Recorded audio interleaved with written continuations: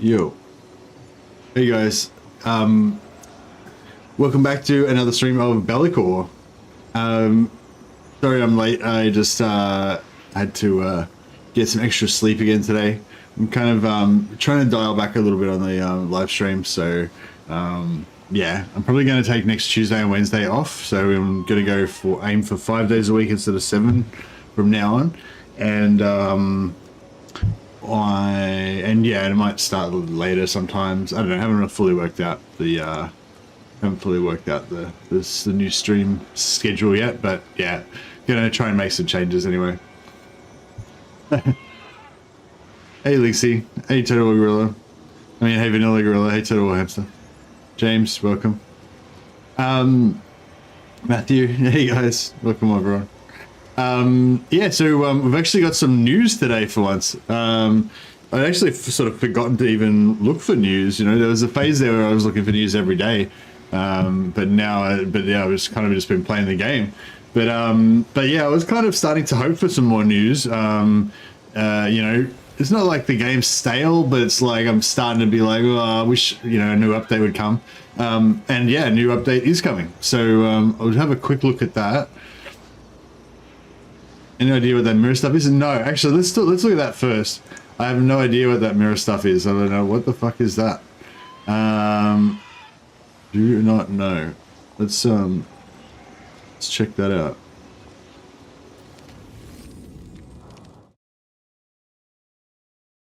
So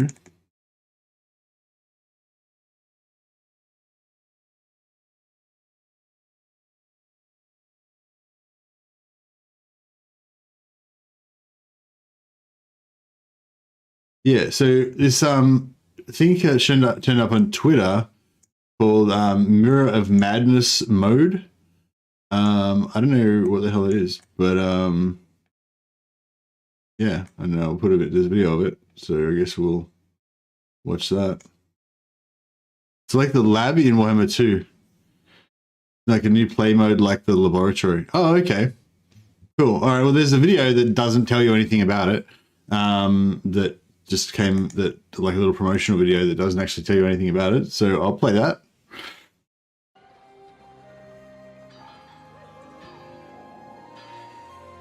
Set in Cathay, it looks of it.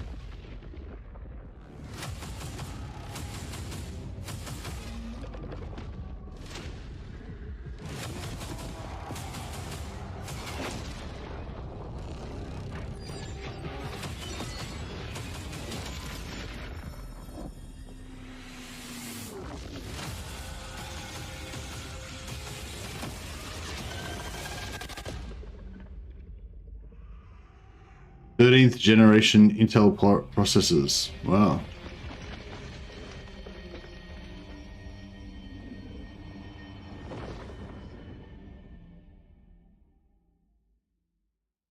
Mirror of Madness.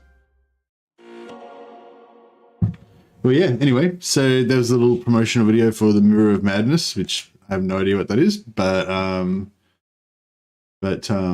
the Great Book of Grudges says that it is like the laboratory, so that's pretty cool.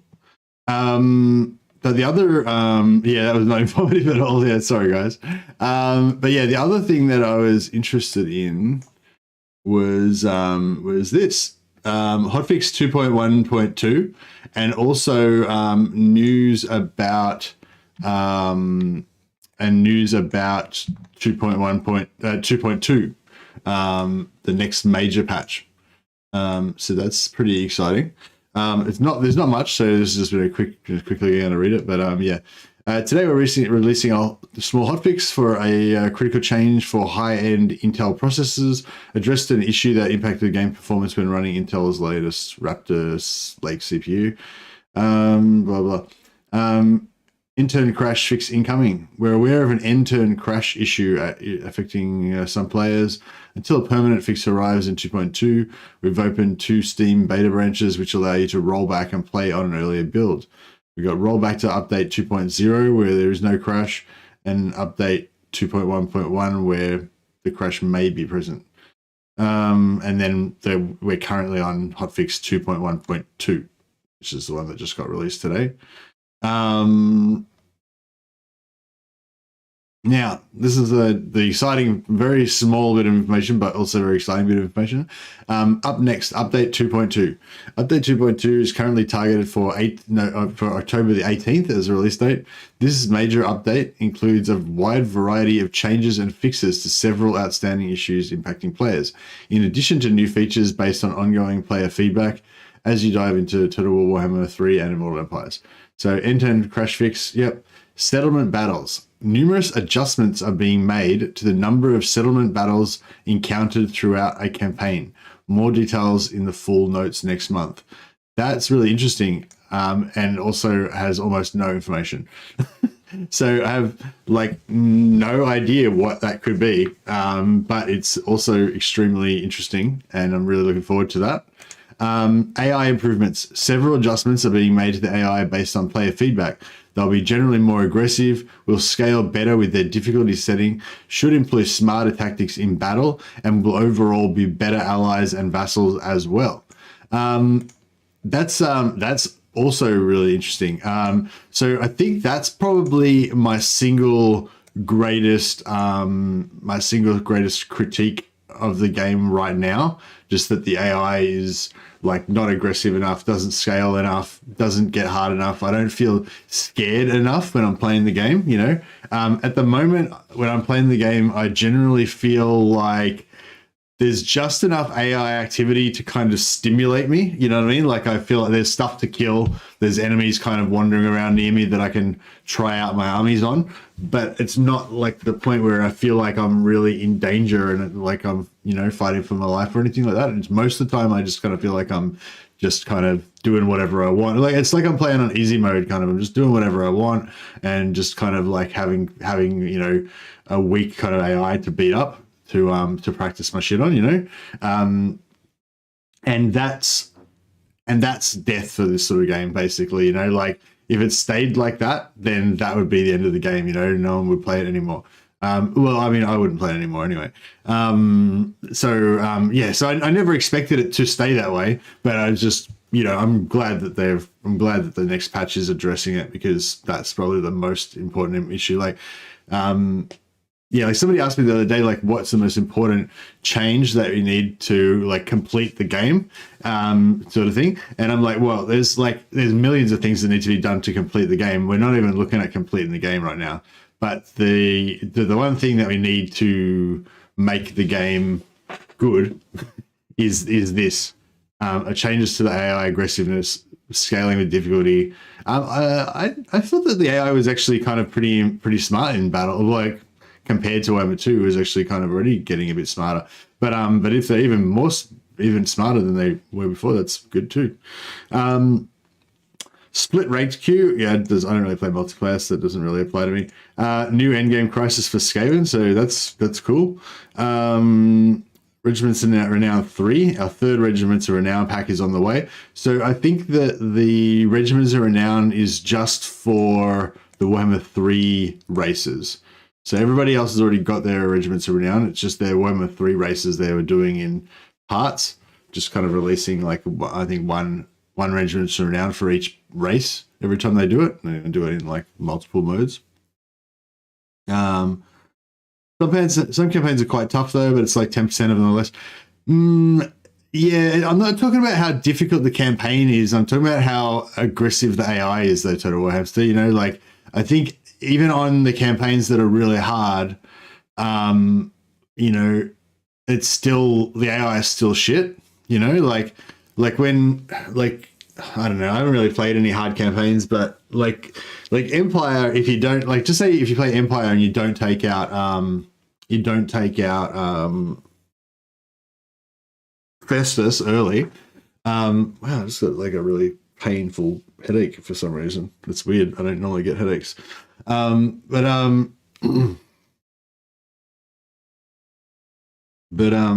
yeah, just say you don't take out Festus and then the Empire starts getting all like taken out and stuff.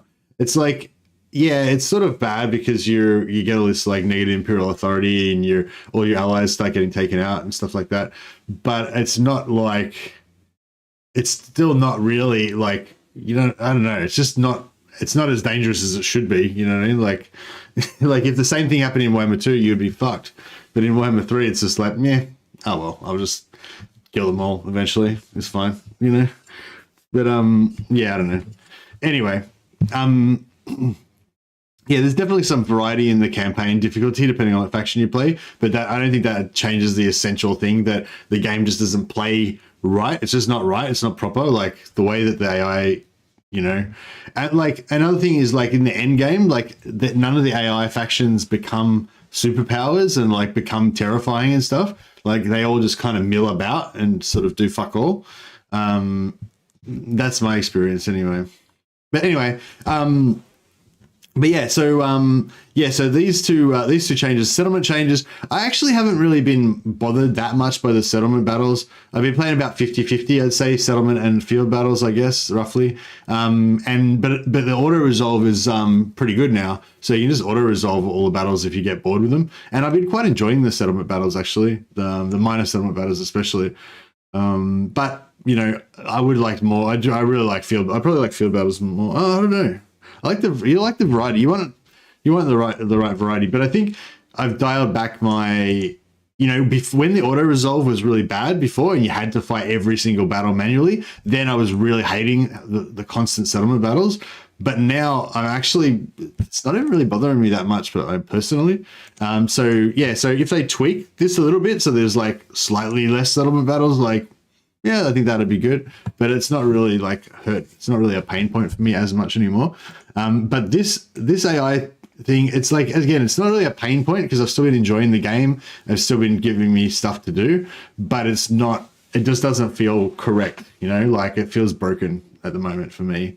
And yeah, this is hopefully going to fix it. But this is not going to be the end game either. Like this AI stuff is really easy to change. Like it's not necessarily easy to get right, but I think it's the sort of thing that's really easy for them to change. Like they can just change some values and the AI will act dramatically different, you know? So I kind of expect like pretty much every patch, they're going to be tweaking the AI, even if they don't even mention it in the patch notes. It's just going to keep developing, you know? So like, yeah, I was never too worried about it. Like, even though that's probably for me, that's the most serious and important issue in the whole game is the AI aggressiveness.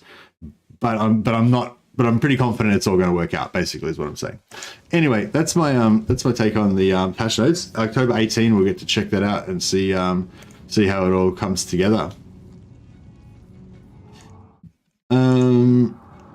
Hey, Latoro Perez. Hey, Macy, I watched the other streams you talk about at Unkillable Chaos Sorcerer. Can you explain it? Hey, Latoro. That wasn't actually me that was talking about it. That was Total Hamster, I think. But I believe the deal was that you get a Chaos Sorcerer and you give them energy shield regeneration skill, and then you just stack ward save on them. So because like there's a heal cap, so there's only a certain amount of healing that you can get, and then once you've healed that maximum amount, you run out of heal cap, and then eventually you die. So even if you have 90% physical, even if you have 90% ward save, that tiny little bit of damage you're taking, eventually you can die. But if you're not using heal cap, but you're using energy shield regeneration, there's no energy shield regeneration cap. You can just keep regenerating your energy shield endlessly. So if you have like really high ward save, and you're taking fuck all damage, and you've got constant energy shield regeneration in combat, which is not how normally you don't regenerate energy shield in combat. But if you've got in combat energy shield regeneration and high enough ward save, then you know you just essentially can't die. I believe that is the theory behind that. Man, I don't know what's going on with my brain.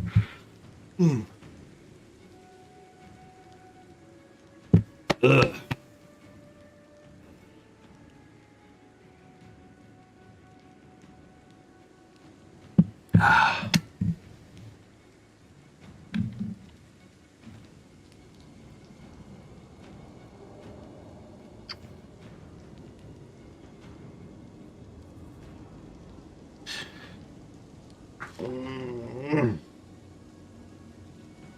Yeah, no, maybe I didn't drink enough water. I went out for dinner last night and it was like pretty salty, I guess.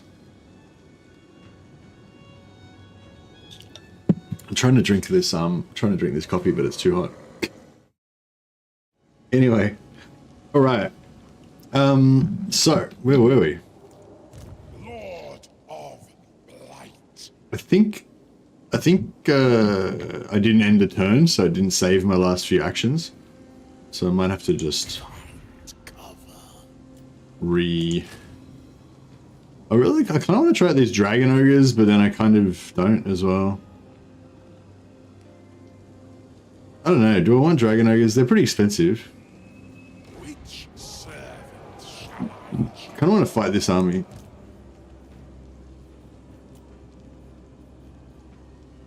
Dragon ogres. Yeah, fuck it. Let's get some dragon ogres. Let's rock. It's gonna be cool. All right, and we'll put these guys here. They can ambush. Try and get an ambush on them. That would be fun if we got an ambush, I think. Over here, we have to get back and farm those guys. Am I rocking my third? Yeah, I've got my Marauder replenishment going at the moment. This is like an extra one that we don't normally run.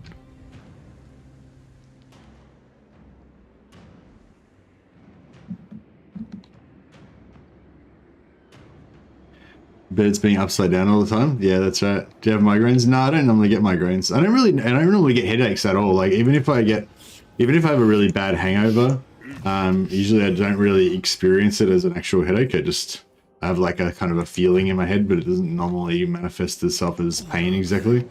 Not that I get really bad hangovers very often, because I usually don't drink.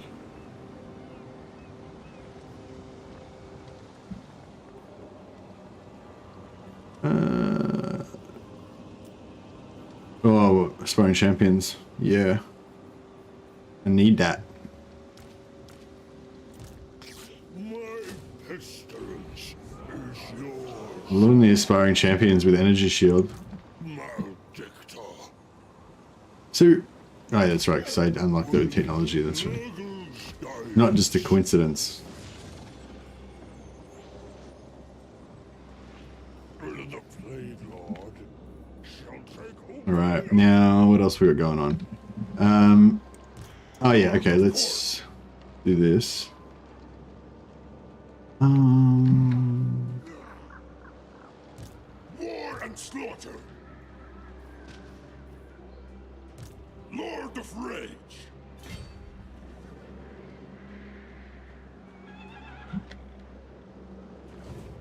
Belakor.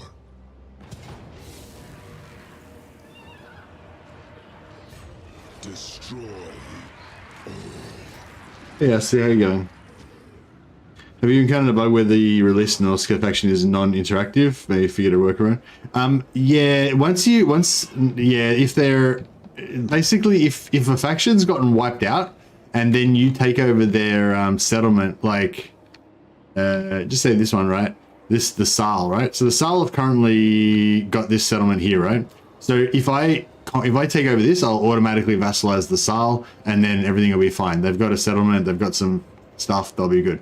But if this was destroyed and the Sal were completely dead, and then I took over this, because the Sal don't have any lands, they won't actually be able to sort of be alive, but it'll just spawn like a couple of armies here, and they'll just sort of sit there doing fuck all, and they'll just be a dead faction. And even if you give them lands and stuff, they'll just have no AI, they'll just sit there.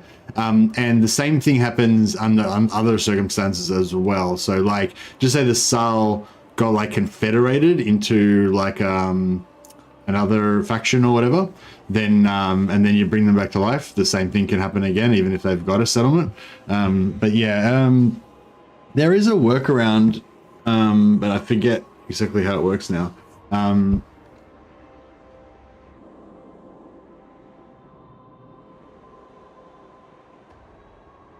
So you take the one that you have to take on a small one. So just say they were completely wiped out. If I took Zoishenk first, you reckon that would bring them back to life? Because I thought there was some other way that they could be dead even if you don't take the main settlement.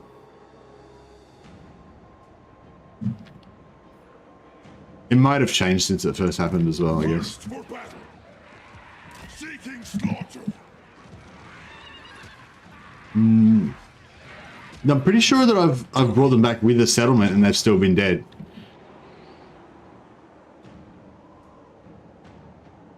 but I can't remember exactly the situation.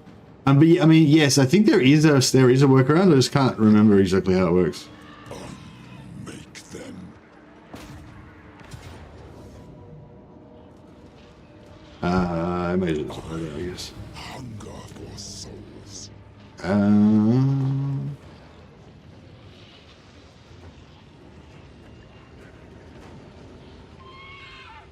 Suck it. Exalted Zogas the Eviscerator. Get in there, Zogas. Take it from me. Exalted Right. Put him outside so he can flee if need be. Let the slaughter commence.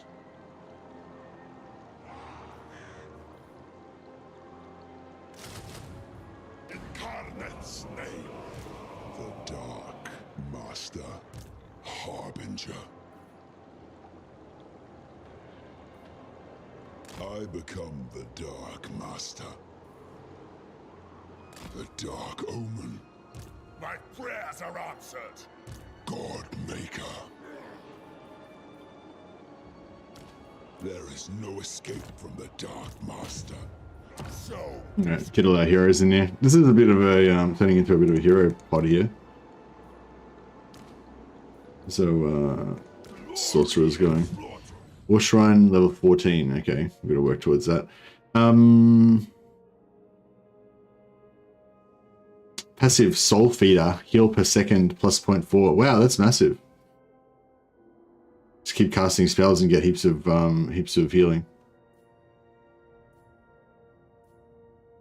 So that thing I was talking about with the energy shield, that's for Sorcerer Lords, right? So the Sorcerer, or unless that's Zeech Lords. I don't think the Zeech heroes get it. I think that's the Zeech Sorcerer Lords that get the energy shield regeneration thing, and also Village. So the Slanesh guys get this bad boy. Soul Feeder that heals themselves, which is pretty powerful. 0.4% heal per second for 9 seconds of casting. Yes, please. So this is still going to work up their heal cap, but it's also a pretty massive heal, so it's pretty good. And we've got Former Adept of Shaish, so every time we cast a spell, we get 2.5 wins back. So if we cast like Miasma, it's costing 5, so that's something that costs us 2.5. And if we put another point in there, then it's going to cost us 4. So it means that it's only going to cost us 1.5. So that's pretty good. Oh yeah, and also yeah, as Turtle Waves saying, if we go on a shrine, instead of having 3.7k, we're going to have 11,000 health. So then that 0.4 is 44 health per second. So that's actually, you know, pretty solid. It's a fair chunk of health per second. So yeah, if you cast lots of little spells, then you'll get quite a lot of wins back, and you'll get lots of healing.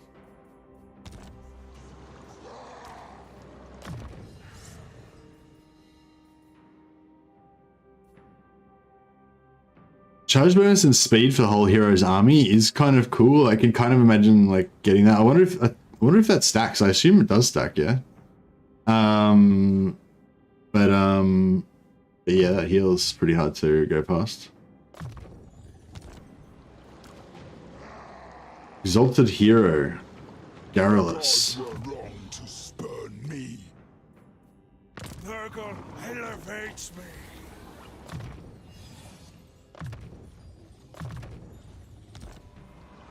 Slaanesh's perverted glory, indeed.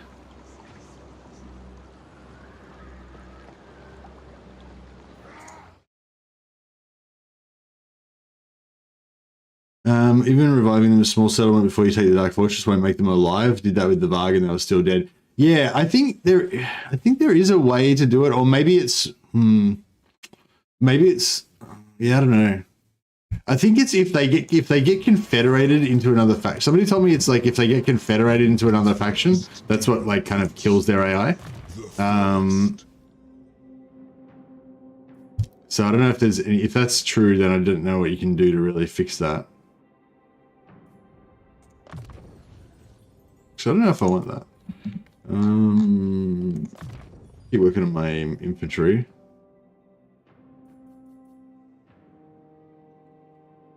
I guess I should go for all authority. Barrier for Zeech demons.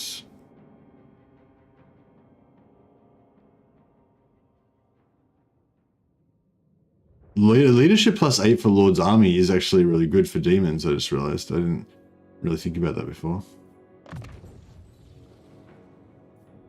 New abilities.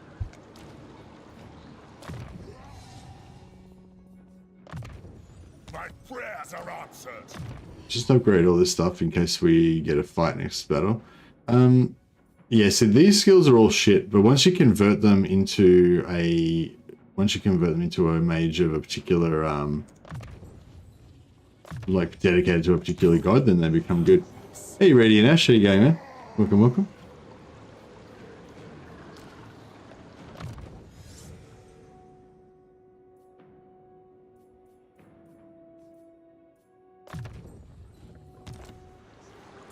Alright, we'll see how that plays out.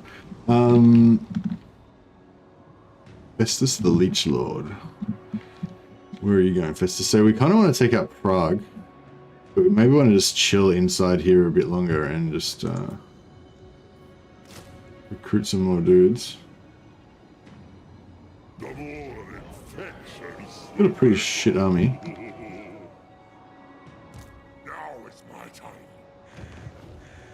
Curse's boon down now.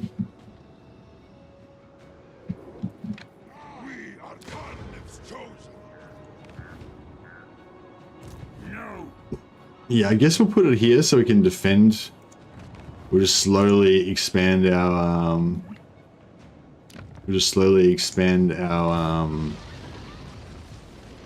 kind of regions by using the portals. I don't know if I want to. That's pretty weak, actually. So I kind of wanted to get this guy to heal first. That's all right. Now we'll leave him. We'll let him. We'll get him to come through the. Get him to come through next turn. We're gonna make him a Zeech Sorcerer just to try it out, and we're gonna make him a Zeech Sorcerer just to try it out. Good. Now we see. What do we want here? Heals. Casualty replenishment's good right now.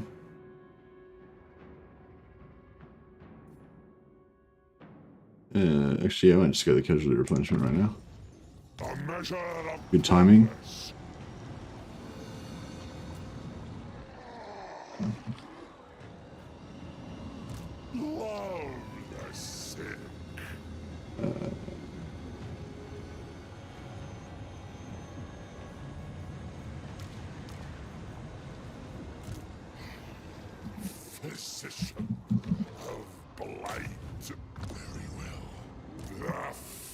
Festus with Nurgle Chosen feels like Ghost Zombies, except dealing a ton more damage. Yeah, I could definitely go some of that. What is Belakor's greatest strength or ability? Hey Hal, Belakor's greatest thing is really his portals. These portals allow you to teleport like anywhere in the world. Once you put the portal down, you've just got a permanent portal that can go anywhere you want in the world. And it's just, yeah, it's really powerful just being able to jump around to these different portals whenever you want. So you start off with two portals. You start off with one right down. Start off with one right down here at the southern edge of the world, and you start off three. Sorry, one down there right at the southern edge of the world. One here in Mordheim, in Essen, in the Eastern Empire in Ostermark, and one here in your starting province of Albion. And then as you, like what I'm doing is as I'm expanding, I'm just putting one in each of my little strongholds here so I can reinforce my my areas.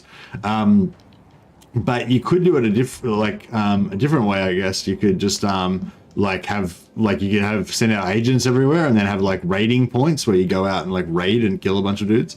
So that'd be pretty cool.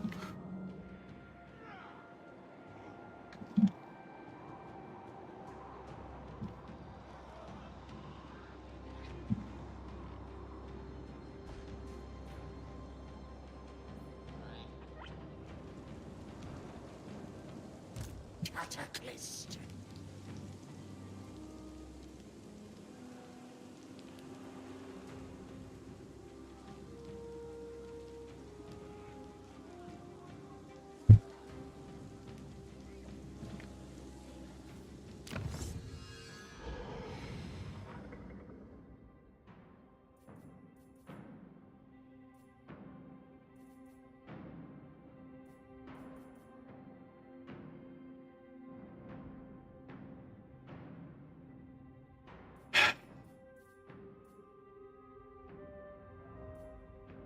All right, so we've got our 5% movement speed, which I kind of was wanting to rush the other stuff, but that was kind of important as well, so I kind of went for that. But yeah, now I want to get rusted. I think I'm going to get one of the rusted branding line, because I want to start getting some Nurgle stuffs. Because we've got a lot of Nurgle Lords, but we don't have a lot of Nurgle Marauders. So the quicker that we unlock that, the better it will be. Better it will be.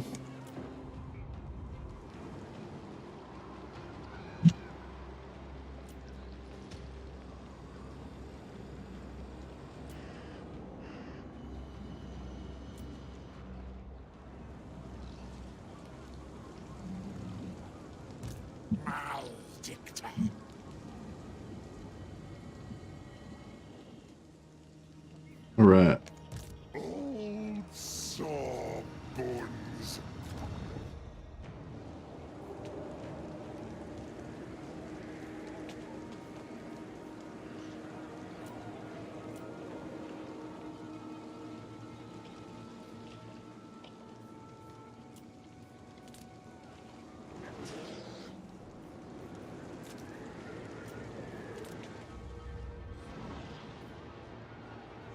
Horn demands blood.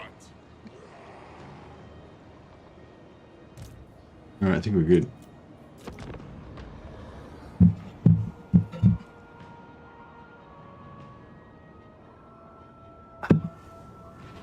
You are either brave or a fool. Do you think you could just like describe it in the chat, Total Hamster? I know that you're made a good video and stuff, and you want to promote it and everything, but the nature of the live stream experience is really that you want people to stay and like watch the live stream while it's live, rather than going and watch other videos. You know, I'm all about sharing the knowledge and everything, but there's a time and a place.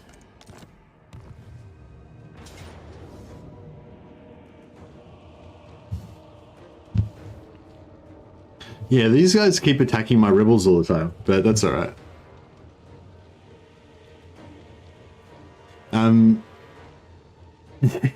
Yeah, that's right. So I don't have to, no worries, man. But yeah, just as a general rule, it's not super awesome to like promote your own shit, your own channel in other people's streams. But that's fine. Yeah, Total War Hamster is a really good Total War scientist, and I highly recommend his channel. You should all go and check it out if you haven't already. Go and check it out now. Like, don't watch any more of my stream. Go and watch all the Total War Hamster's videos immediately. That's what I recommend.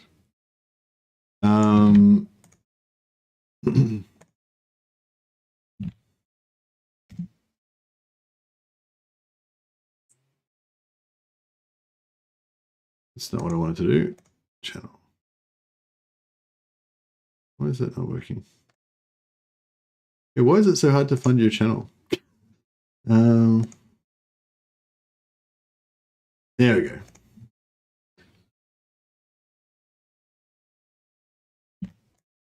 All right, there you go, guys. There's a link to Total War Hamster's channel. Go check it out. Yeah, I'd say, yeah, basically Total War Hamster, he's a really good Total War scientist. He's always coming up with really good ideas and stuff like that. But he maybe doesn't have much time to make, you know, to edit his videos and stuff like that. So probably none of his videos will get any views. So a lot of the time. So you have to just kind of go there and actually check his channel every now and again and see what he's up to. because the YouTube discovery is probably not going to like stick it in front of you, you know. But yeah, but pretty much everything he does is interesting, so highly recommended. Check it out. But not now. It's to stay here and watch this stream now. But no, anyway, I don't know. We should fight this. I might do it. I might just do it on fast forward. But yeah, we did this another one. That's a banning. Yeah, ban him, Warsmith. No, it's all right. We'll give him a warning this. We'll give him a warning this time.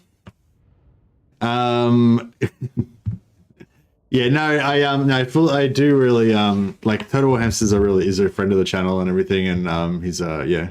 Actually, let's just here we go. We'll just. Where are you? There you go. There you go, Total Hamster. You're now a moderator, so you can link your channel in my channel if you want now. But we need to ban Mercy the Mad for sharing another channel. Yeah, I know. All right, well, oh, you're gonna ban me? Oh, okay. I thought you were gonna ban a Total Hamster. Oh well, we got an ambush. What the fuck? Oh, they ambushed him. Oh, okay, cool. So the Beastman did this. Oh wow, this is weird. I've never had this before. Can I ban the porno? You can ban the porno ads now. Yep, and you can link whatever you want in chat. But yeah, like I said, if you could refrain from linking your videos during my stream, especially at the start of the stream when I'm trying to like get things going. But that's cool, and I understand. Yeah, so this is pretty cool. So we're reinforcing an ambush battle that was initiated by Kazarak. We probably, I don't even know if our dudes are even going to come on. We're right over here, so we're not even going to really like get there in time. I might just maybe even move my shit over here just so that. Oh fuck, that's really far away. Maybe here. So like maybe we can like quickly. Fuck, now we're not even going to get there in time. He's going to kill them all anyway, the looks of it. Bar jumper? No, what was bar jumper? I didn't even see that. What was it? Was it spam or something?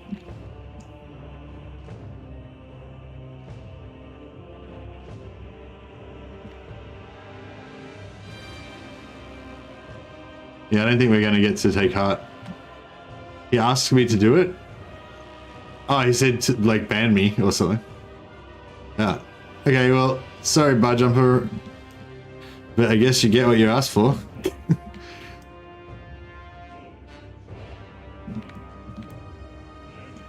But yeah, anyway, I love all the reinforcing that happens in Warhammer 3. It's one of my favorite things about the game. There's so much more opportunity. Like, it still doesn't even happen that often, but it happens way more now. Like, there's so many more opportunities to join battles with the AI. And it's really fun. Now, because we didn't actually personally kill anything.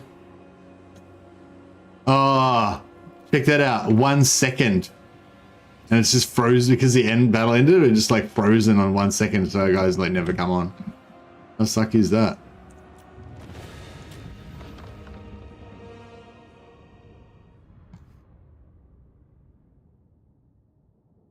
Yeah, thanks again for the host by the way, Rady Ash, and welcome everybody that came over from Ash's stream.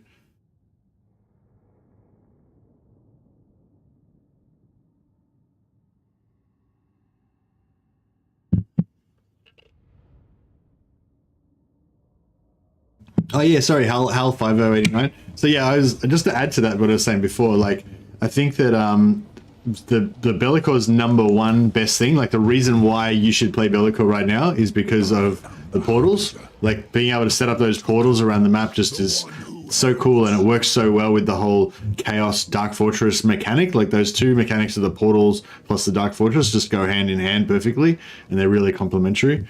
But as well as that, also, I was going to say, Belakor is also a badass. Like, he's just really tough in combat as well. So if you want that, like, I'm not really into the whole, like, demon thing, but if you want that kind of, like, demon player fantasy of just being a giant demon monster that's super powerful, going around killing everybody and stuff, like, Belakor is like that guy. Kind of in the same way as Scarbrand is, except for Scarbrand's more of a simplistic brute that just smashes everything with his axes, whereas Belakor is like a bit more like your ultimate evil sort of dude, I guess. Lord of Corn. All right, we'll smash this army here. Lord of Torment. Follow Ogu's winds. I might use this guy to retreat him back the other direction. That way, we can still get him with Belakor as the main army. The time of ascension. Yeah, beautiful. Live to fight. We'll just try and farm a few more students by cancelling this. Yeah, I don't think we really need to get any of this stuff. The armor would be nice, but let's just cast warriors. Oh, cast warriors and chosen. Yeah, that's fine. Yeah, so just cancel that. That gives us a chance of getting some students.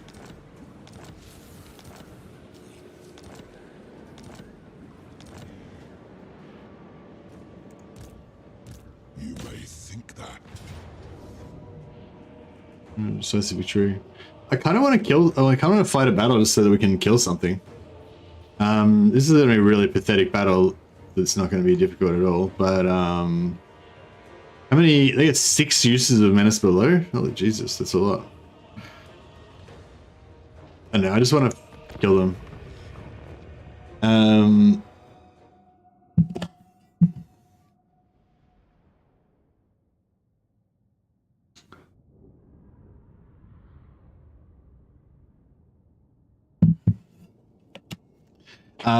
Was gonna say, yeah, thanks for promoting the Discord, Andrew Jones. Yeah, I don't really talk about the Discord much these days, but yeah, I should keep promoting it.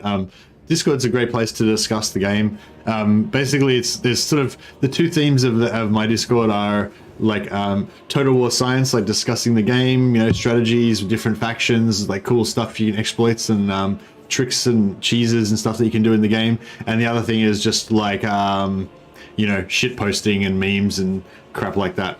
So I think Andrew Jones is very much on the shit posting and the meme side of things. I don't think he bothers to break his sweat doing any science. He leaves that to other people. But he definitely keeps the meme game going. And then there's others that don't really take too much part in the memes at all, but are all just about the serious science. So it's a good mix, I think. People put their saved characters also. Yeah, there's also save files section on the Discord. So, you know, some people share save files like disaster battles if you want to help other people's battles out. There's also save files for like character saves and stuff like that.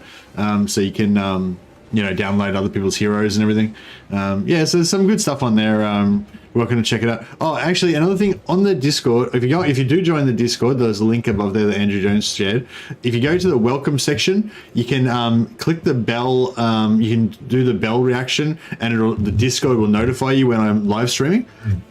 Some people don't get the YouTube notifications, and they want to be notified. So you can tick that if you want Discord to notify you. So I think there's about 50 people that have that set up. Apparently it's a bit more reliable than YouTube. If you don't want to be notified about live streams, just don't click the bell, you know. So I used to sort of at everybody sometimes when I was going live, but I think that might, you know, I was worried that would annoy some people who didn't want to be notified or whatever. So this way it only does it to the people who actually opt in. So it's a bit better. Yeah. I think I want to like put our infantry a bit more like that. And I just want to put like a bunch of infantry killing units here so that they're just ready to get those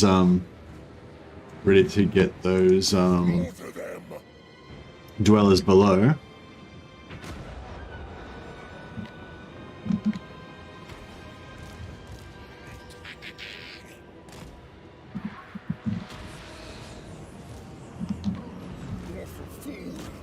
So just cruising in there.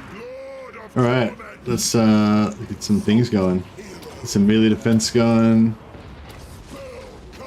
Debuff their lord, wherever he is. Where is he?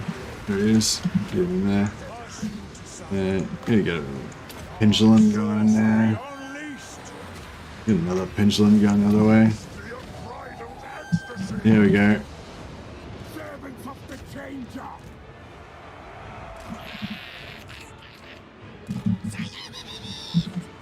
Exalted hero, slay every mortal.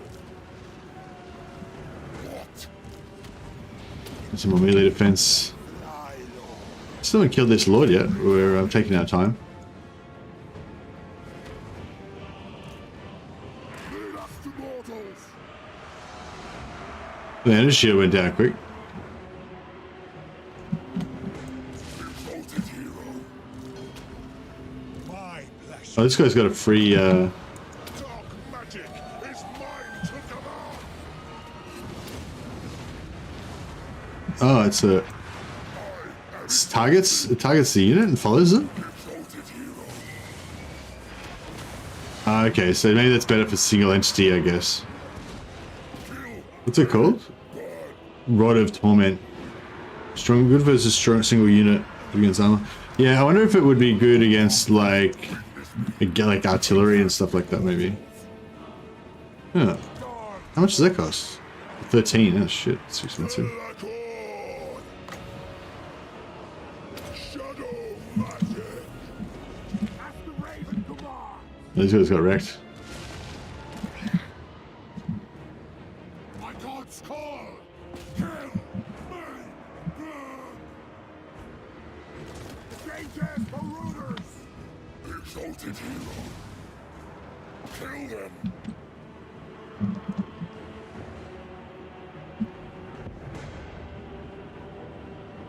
The changers but orders.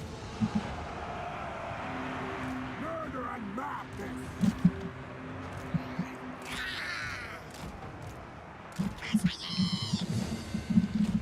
Hero of chaos. This is all working out pretty well. Ledger domain. Exalted hero.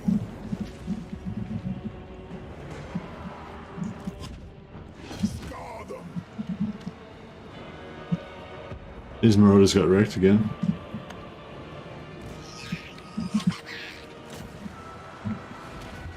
Exalted hero. All will be hell. Shadows coil. Should try and kill that lord Chaos sorcerer. because he's gonna run. So yeah, let's try and get everyone on him.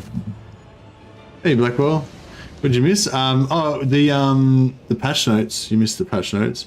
There's it's nothing too exciting, but hot fix 2.1.2 and upcoming 2.2 patch.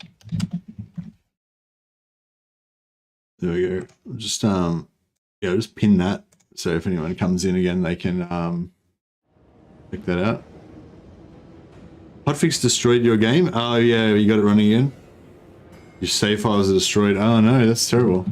Yeah, they apparently they made it so you can roll back to the previous version of the game, but if it already destroyed your save files, then that's not awesome. Chaos sorcerer. Let's get some.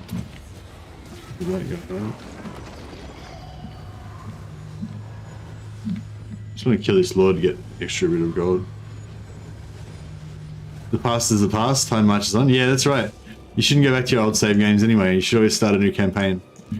My god's call. The restart-itis gods telling you to just restart again. Yeah, so my poor old Marauders of Zeech got wrecked there, but that's alright. I don't know if I don't know. I do like Zeech and Energy Shield, but we need to get a Zeech Lord.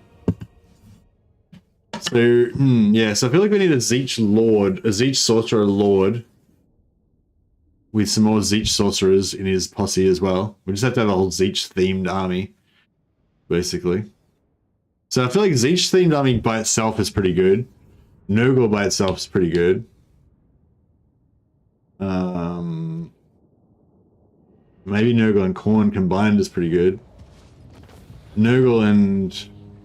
Well, Nurgle and everything's pretty good, really. except for Nurgle and Zeech. Then yeah, so I have like Nurgle by itself, Nurgle and Slanesh, Nurgle and Khorne, and Zeech by itself. And I guess we could have Zeech and Khorne a little bit. Did you play some of the Beastmen in Immortal? The final battle is bugged out. Franz doesn't show up. Nah, I didn't. Nah, I haven't played the Beastmen. Sorry.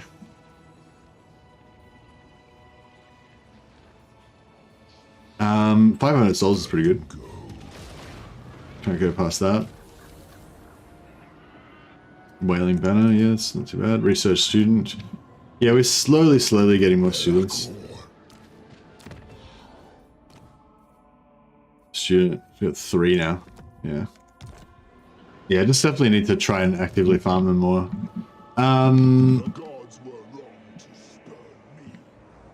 Yeah, cool. So, yeah, basically we've got it's a really chill time playing Chaos because your allies just kill everything for you. As we were talking about before. I want these guys to be my vassals as well. I don't feel comfortable having a neutral party nearby that I don't dominate. How do you get students? You have to just cancel your technology, whatever technology you're doing, you just cancel it, and then every hero and or lord in a battle has a chance to get a student every time you win a battle.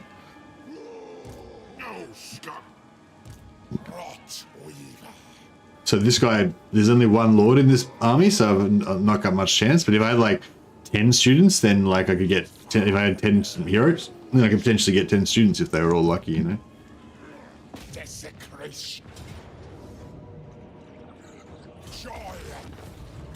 3,000 gold. It's nearly keeping us afloat. Like it's nearly paying for our upkeep, which is pretty good. We're kind of hovering around this like 40,000. Oh, we got another student on him as well, so nice. That's pretty good.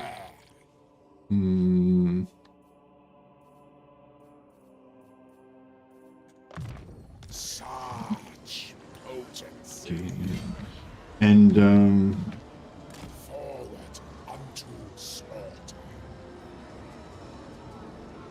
I'll ignore that.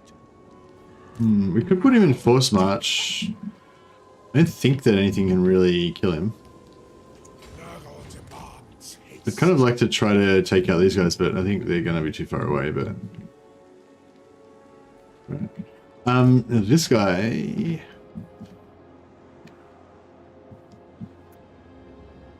would come through here and try and help take over this. Yeah, maybe we should just get more armies over here. And what did I do then? That was not what I wanted to do. Yeah, so just go through the rift, pop out over here. And, oh yeah, you can actually go through the rifts in ambush stance as well, another tip from Total War Hamster. So we could have, even though it uses up the rest of your movement, you could be already in ambush stance or like already in like in camp stance or whatever, and then you get to keep the advantages of your stance when you go through, which is pretty good.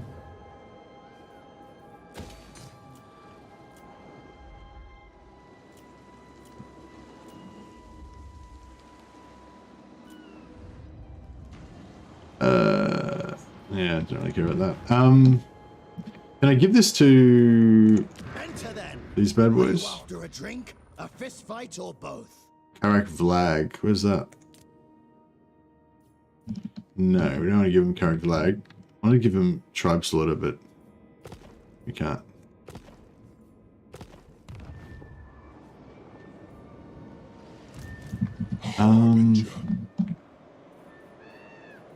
March.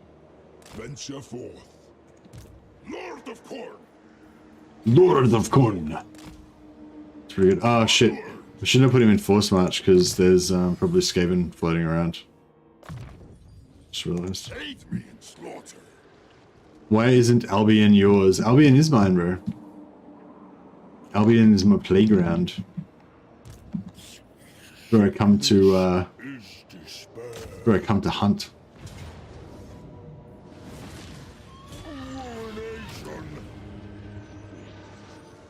Manifest decay. On the trail to despair. I've got my pet Zeechins there. This guy's a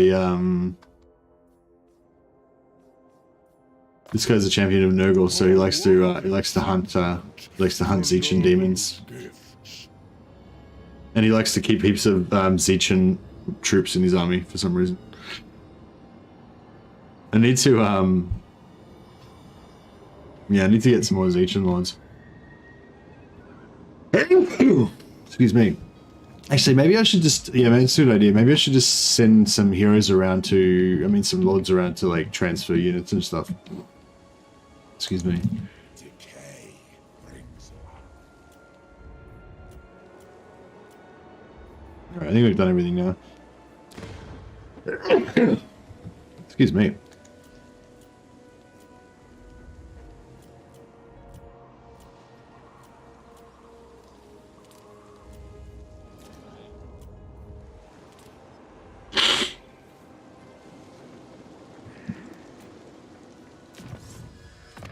It is mine now. Gesundheit, indeed. Oh yeah, we can upgrade some more of our heroes. Where are we?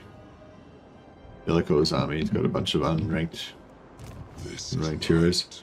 Exalted hero. No, not you. Cast Sorcerer of Death. Yeah. Exalted hero. Yeah, you can go up. There's like pretty much like no reason to go for a Khorne Exalted hero, is there? They're pretty much just inferior in every way to Nurgle, I think. We'll go for one, just for just for the. We got another marked hero with Exalted and Undivided Authority. It's not like they always get that, is it? Marked hero, Undivided Authority. Is that what they always get? Marked hero, Undivided Authority. Oh, it is what they always get. Man, that's shit. Yeah.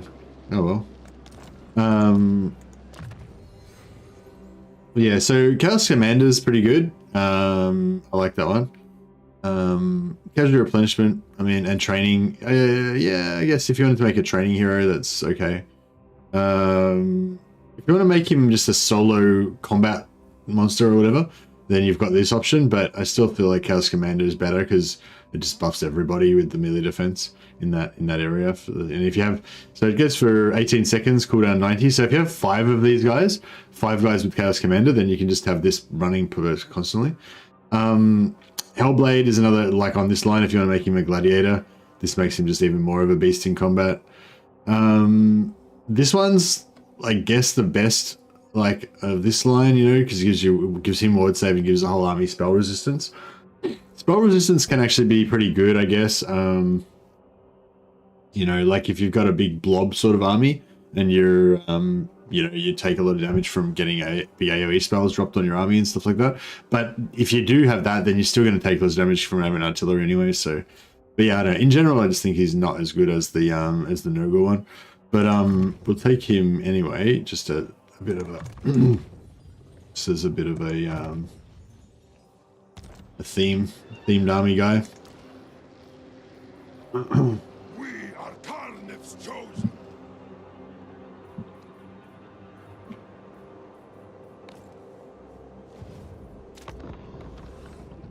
Do you have any grand plans for this campaign, Mercy? I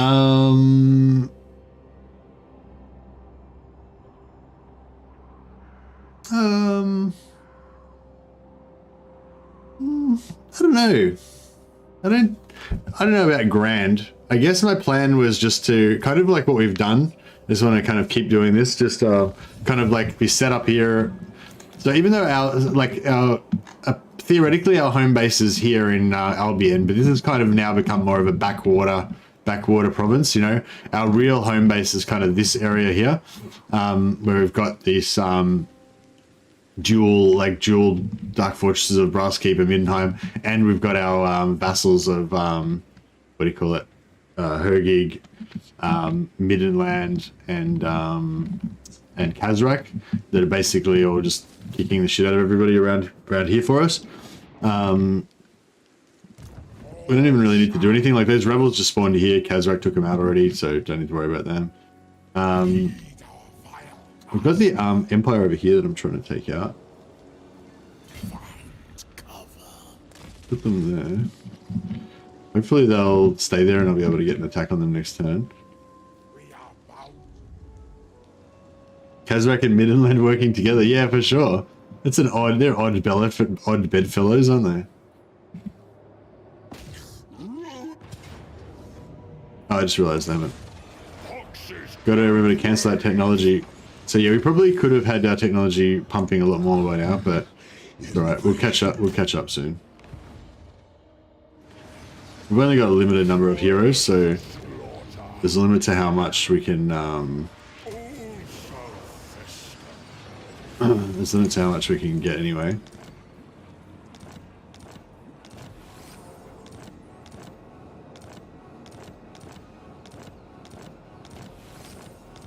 Wow, there's a lot of paths to glory unlocked.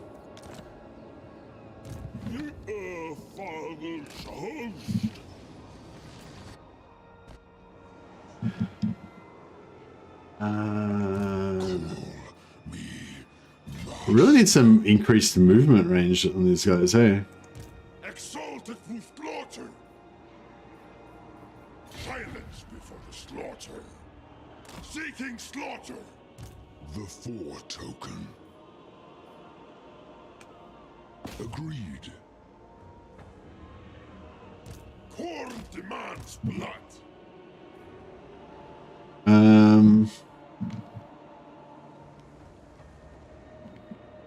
We're actually...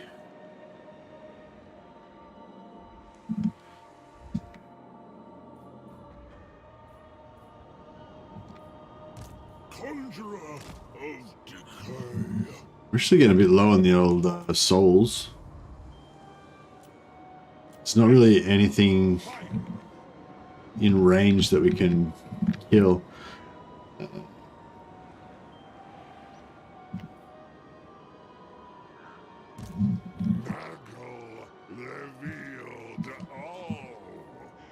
We'll get Festus up here as well. The doctor's time is valuable.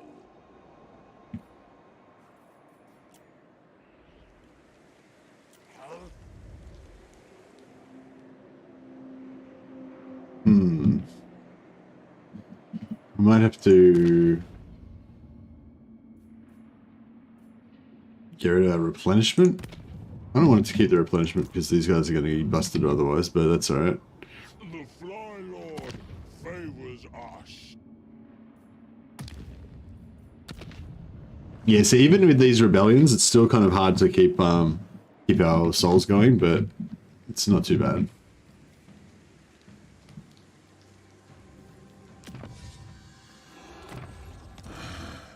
Our thoughts crystallize.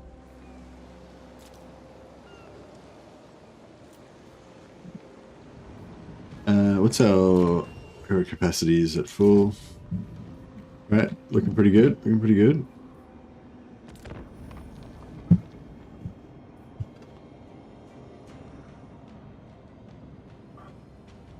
I think it's Tribe Slaughter or Tribe's Laughter.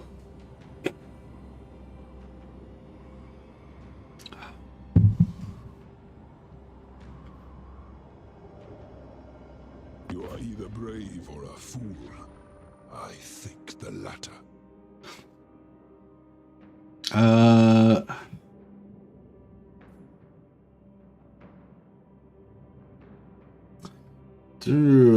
Nah, I don't want to be at peace with them because we just declared war and we're right in the middle of going to war with them. We moved a bunch of armies up there, so it'll be kind of like a waste otherwise. Oh, here we go. Hey Alexi, how you going, man? Welcome, welcome. Okay. You can suicide yourself into our garrison. Be my guest. Some nice souls there. Oh, the Red Duke, I missed that guy. Yeah, Red Duke's pretty cool. Wouldn't mind playing another vampire campaign soon, but I want to... Oh, man, I'm sort of torn because I want to play the other vampire factions, like the you know, like not Isabella, but then at the same time I just want to play Isabella again because she's my favorite. So I'm sort of torn. I think we might have to go. You like to see play Ghost, but I feel like Ghost is too fucking memey at the moment. Like, you know what I mean? Like he's too I don't know. Like he's too powerful, basically. Are you interested in saving another disaster? Yes. Yes, if anyone's got any saving your disaster battles, please send them through to me. I want to do some more of those, and I want to like hone my skills and become better at it. So yeah, if anyone's got any saving your disaster battles, if you want to, well, if you want to send it to Legend, then obviously send it to Legend is the priority. He's the master. But if you've got one that you think would be a good challenge for Mercy, the trainee disaster battle fighter, then by all means. Yeah, we can see it. I love these unit cards. They look really nice. Is that a Slenish Marauder? Yeah.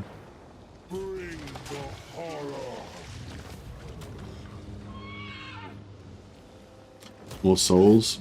See, now our souls are back looking quite healthy again now. And that's just from 2 rebels that spawned. So it seems to be still working, this whole strategy that this is Total Warhammer's strategy, by the way, of putting these two gifts going. It'll give you -10 control for Belakor. -20, sorry, control for Belakor, so you're just constantly getting rebellions. That's quite good. We actually can probably put that replenishment gift back on again now. Yeah, put this one.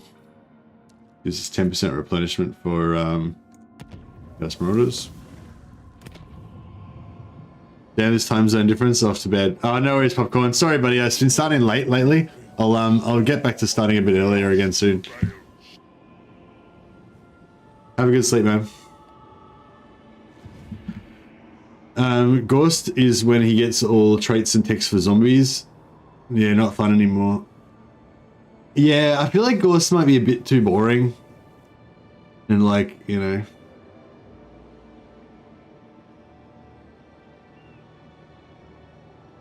We can send it. Just email it to me, Alexi. It's mercythemad@gmail.com. So yeah, if anyone's got any saving your disaster campaigns that you want to send me, it's mercythemad@gmail.com. I can't guarantee I'll be able to do it straight away. I've got like so many videos I want to make, and I just have so little time, you know. But I'm planning on making more time for videos soon. So hopefully you'll see a bit more productivity out of me. Great pain shall be inflicted.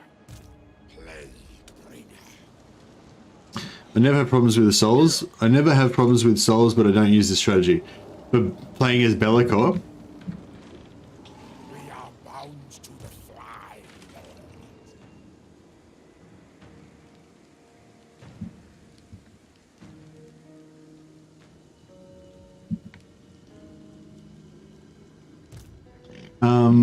Yeah, I think this is a good strategy if you like to play quite sort of passively. Flies are Nurgle's eyes.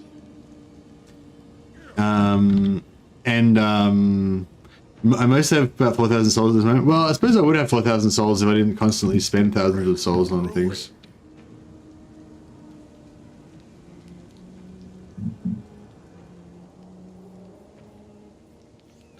But yeah, it's pretty easy to have thousands of souls, just don't spend any souls. Boom.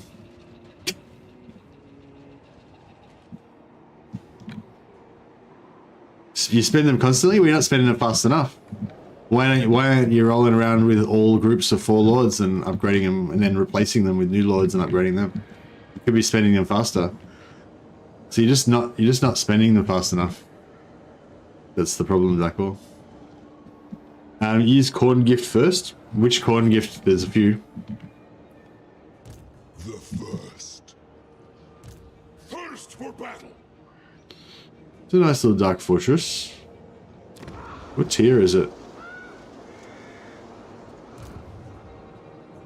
Seeking battle. Kill, maim, slaughter. Tier 3, so we can start off at tier 2. Yeah, maybe we'll do that. The first demon prince. spread the darkness.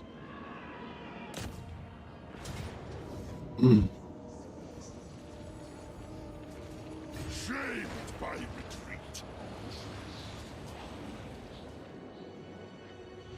Let the slaughter commence. Lord of Rage. Lord of Shadows. Time. One is a gift that gives post-battle loot. Oh, okay, yeah.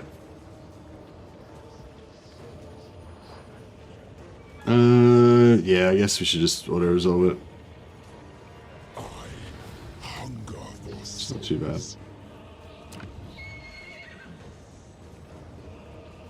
Take, then burn. Yeah, I was gonna occupy that, wasn't I? Oh, well, fuck it. Exalted of Korn. It'll get up fast enough. You know what I'm. God Maker. Do not stop. Move now. No. Move out.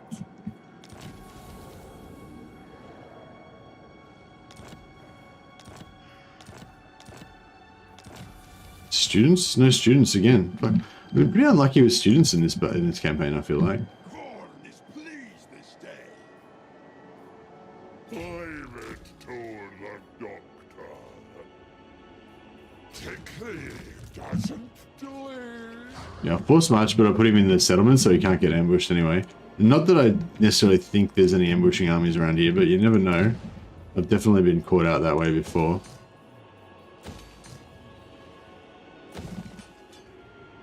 Lord of Torment.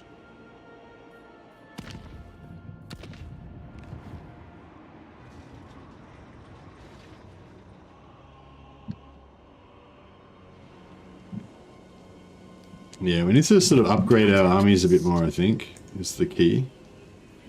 I want to upgrade these guys. Actually, what we can do is we can upgrade them. Yeah, we'll upgrade them to Chaos Warriors.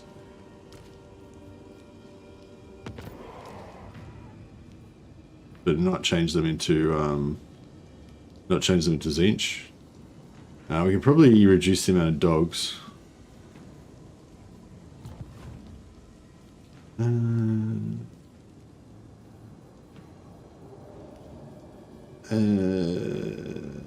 Yeah, we'll get rid of.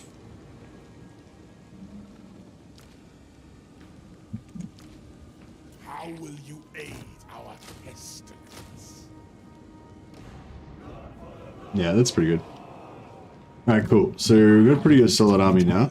We have any enemies? We've got the vampires coming for us. That's exciting. We could go and bash Altdorf, but it's not really... Yeah.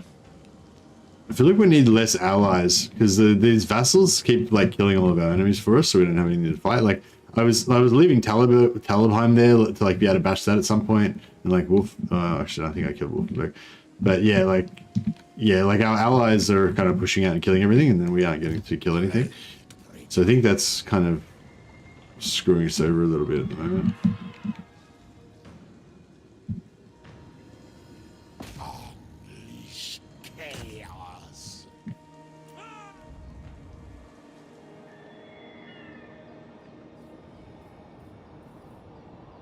We are the scourge of our enemies.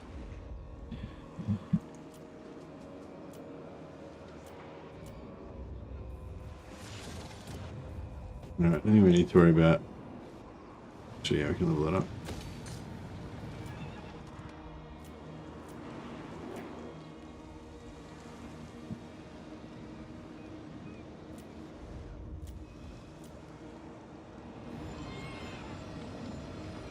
Might be a bit too anime, but you happen to catch the Cyberpunk show? What do you mean a bit too anime? I like anime. No, I really loved the Cyberpunk show. I really loved it. Like I had a real emotional connection to that show. It's like I've been really into Cyberpunk. Like I'm not really into it. I mean, I just like I've read like Neuromancer and I think a couple of other William Gibson books, but I can't think of the titles of them now. Yeah, it just really like brought me back to that. Like, and the aesthetic of, I don't know if anyone's read Neuromancer or any William Gibson books, but and even sort of some of Neil Stevenson books kind of similar as well. Just that, like, the whole aesthetic of it, you know, it was just like, I don't know, perfect. Yeah, really. So the romantic tropes of it found a little bit young adult. Yeah, I get that. Yeah, but you can't have everything be like, you know, everything. But yeah, like, I don't know, like in Neuromancer and in one of his other stories as well, or maybe a couple of his other stories actually, there's a character called Molly, and she's just a fucking badass basically. But she's also got a little bit of a kind of a vulnerability to her character, I guess, that you kind of, well, not really vulnerability, but she's like a kind of a wounded character in a way, you know, but she's also a badass. And I don't know, no, I'm not really explaining this very well. There's just this aesthetic that, like, with Cyberpunk, I was actually surprised that Cyberpunk was so popular, because I was sort of thinking maybe only like X-Gen and like older people would kind of get it, you know, or like it would like not land properly with like younger people or something. But no, it seemed like people like dug it. So I think it was just the right combination of like the perfect like old school ethic, but with the really like new school presentation and stuff like that. So I think it was just a good combination basically. Everything about it was great. Like the whole like the way that it was all like in that kind of like neon kind of like color scheme and everything was really cool as well. Yeah, I was kind of actually gutted that it wasn't like a longer series. Like after watching like the first 3 episodes, I was looking forward to really getting to know all the characters and like fall in love with them and stuff like that. But then it's more like a short story than a novel, if you know what I mean. But it's kind of perfect. Yeah, it's good. It's really good. Harbinger.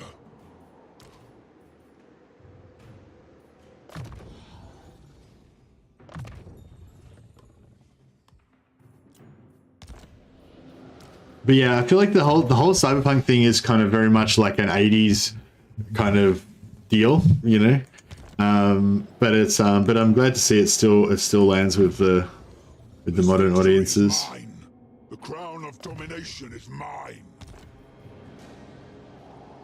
I go back to playing Cyberpunk because of the anime. Yeah, I still have been putting off playing it because I've been waiting for them to like make it better, basically. I'm kind of thinking maybe I might even just keep waiting and just wait till the DLC comes out. Because what I want with that sort of game is for it to be like a entire world, you know. Moving mage, hit points. I guess if we're gonna go for healing, we want more healing cap. So, or I guess percent cooldown is good too. We don't really need cooldown. We're probably gonna have pretty good cooldown anyway. What's the cooldown on Melkos?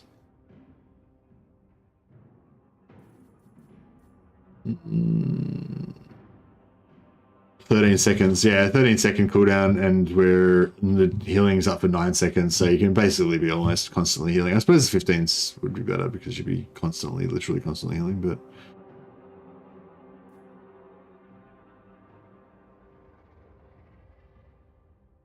get into 5. Melkos on 4.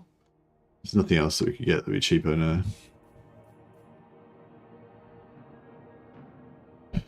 I wonder if I should make a Slanesh mage just for funsies.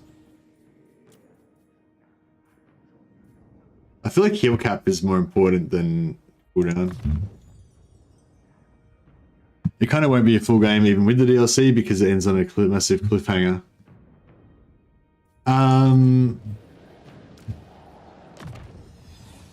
Yeah. I don't know, there's sort of like there's got to be like a bit of a sweet spot though. Like, how long do you wait? Do you just wait forever and just like never buy the game, or do you just, you know what I mean? Like, when do you just give in and buy it? Ascendant, the first damned. Yeah, I wish we had some like enemies to fight. Hey, Yeah, I don't know what to do. Infantry, I guess infantry and demonic ranged.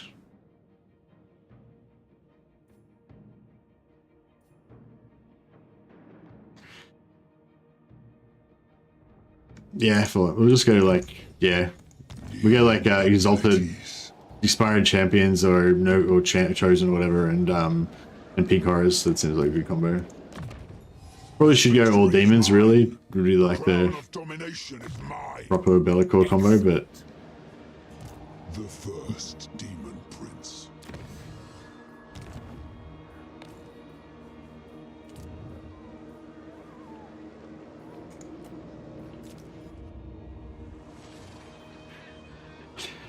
what was a hard one? Oh yeah, Kugath. So yeah, as much as I do want to play vampires, I feel like they're not going to be like that.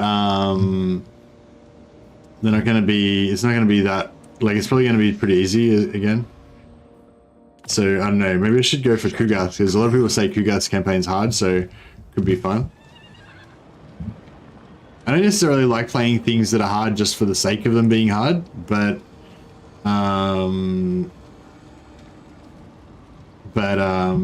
if you have, you know, something like, yeah, you want it to be like, you want it to feel dangerous, basically, is my theory. Thanks, Alexi. Yeah, it doesn't have to be like brutally hard, like hard for it's like just boringly hard, you know what I mean? It has to be like hard enough that you feel like a little bit of danger. What am I doing? Trying to... So we got a rebellion here. See, the thing, there's a rebellion here, and I'm like, oh, I should move an army over there to farm that rebellion. But I bet one of these vassals will just kill them, and I won't even get the chance to do anything. I imagine Kugath versus Ghost fights take a while. Yeah. Can you one-shot zombies with Pustulant Blob or whatever it's called? You're attacking Khazrels? Yeah, see, there you go. Khazrak's killing our rebels for us again. Another 300 souls. Hey, Rizza, how you going, man? Welcome, welcome.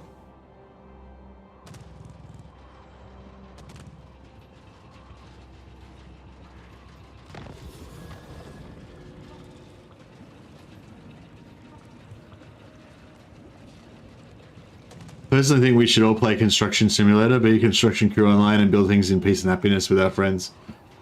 Lol. Well, that's pretty much what I'm doing here. I'm just building stuff, building my empire in happiness and peace with all my allies that are just cruising around doing their thing. What the fuck? Can't even get across this river. Jesus. That's really annoying. I need to... What can I fight? Maybe I can go in... Oh yeah, I forgot to kill Kislev. Go and invade Kislev and take them out. The nation calls. Fucking Midland's not at war with not at war with Karl Franz. Fucking why are you so in love with Karl Franz?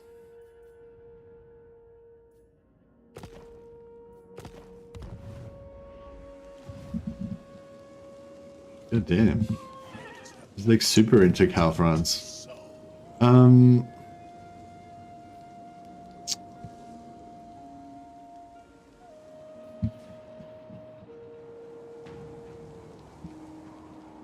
don't know if this army is really that good, but... What's this army anyway? It's nothing. You can just ignore it, basically.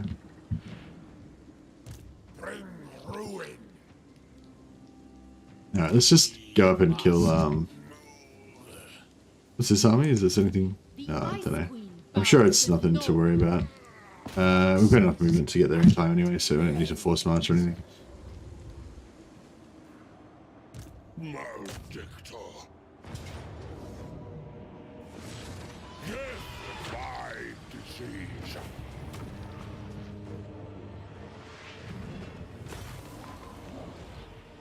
Wow, that was a big amount of money. Letting their armies build up a little bit just gives you a lot more cash, doesn't it?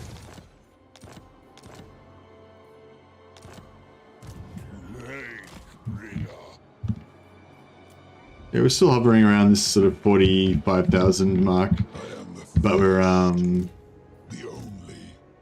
not really making much in the way of souls.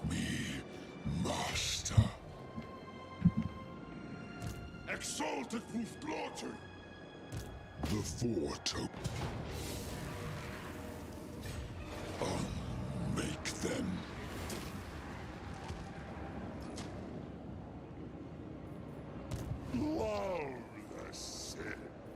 Oh, here's Boris. We can whack him while we're here.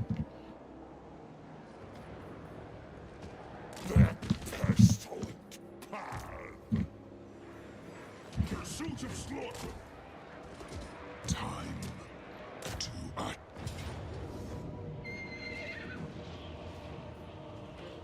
Time to die. Subjugate Skaven. I mean, kind of. Yeah. Serve me well. Fuck it. Why not? Let's do it. I am mighty. Armor of Destiny. Very nice. Oh, I forgot to cancel my technology. God damn it. The Dark Master. Come now, helper. Lord of Torment.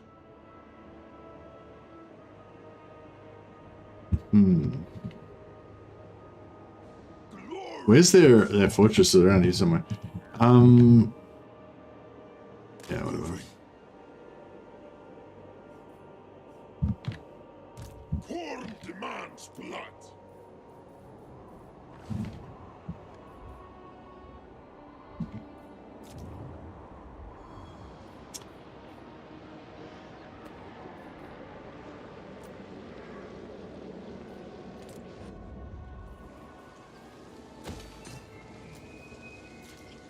Rebellion, yeah, but we don't really need to worry about it because it's because the Khazrak will probably wipe out the Battle Rebels for us, I imagine.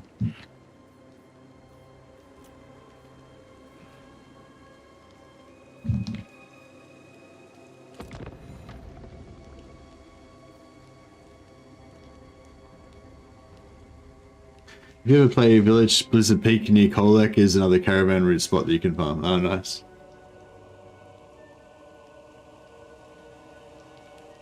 Yeah, Village is like the best caravan spot, caravan farmer, isn't he? Because you can just put a teleporter on like every caravan spot and then just go to whichever one you want and kill them. Actually, that's a good point. Let's do that. We should try to like travel up the caravan things and like put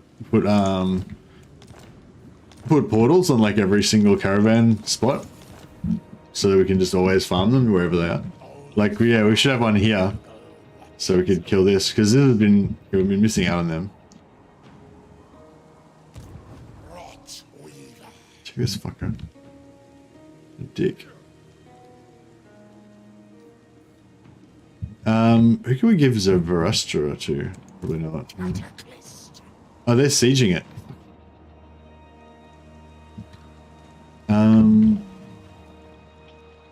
Alright, how about if we go there?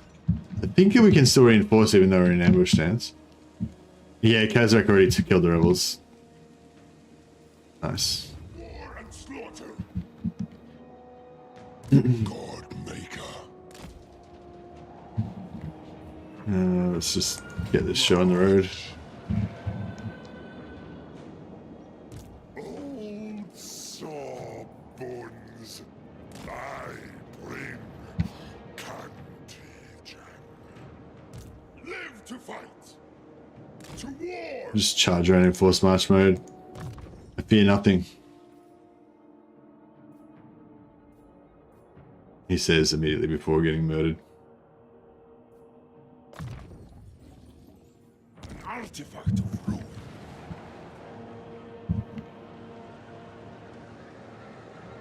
Korn demands scalp. Top 3 most enjoyable campaigns currently in Immortal Empires. Oh, that's a hard one, BMD. I don't know. What's your top 3? It's just too subjective, really. Yeah, it's like how do you measure enjoyment? Because it's like if you want to say the top 3 campaigns that I've enjoyed so far out of the ones that I've played, then I could possibly try and answer that. But I can't really say authoritatively which ones are like objectively the most enjoyable, you know. It's pretty hard. It's also like it's like pizza, you know, like pizza's great. But if you have pizza the last 5 nights in a row, then you aren't going to be that interested in pizza, you know? So it's like, you can't be objective about it, you know? Like, there's no way to, like, judge what's objectively the most enjoyable one. You can only really tell how much you enjoyed it.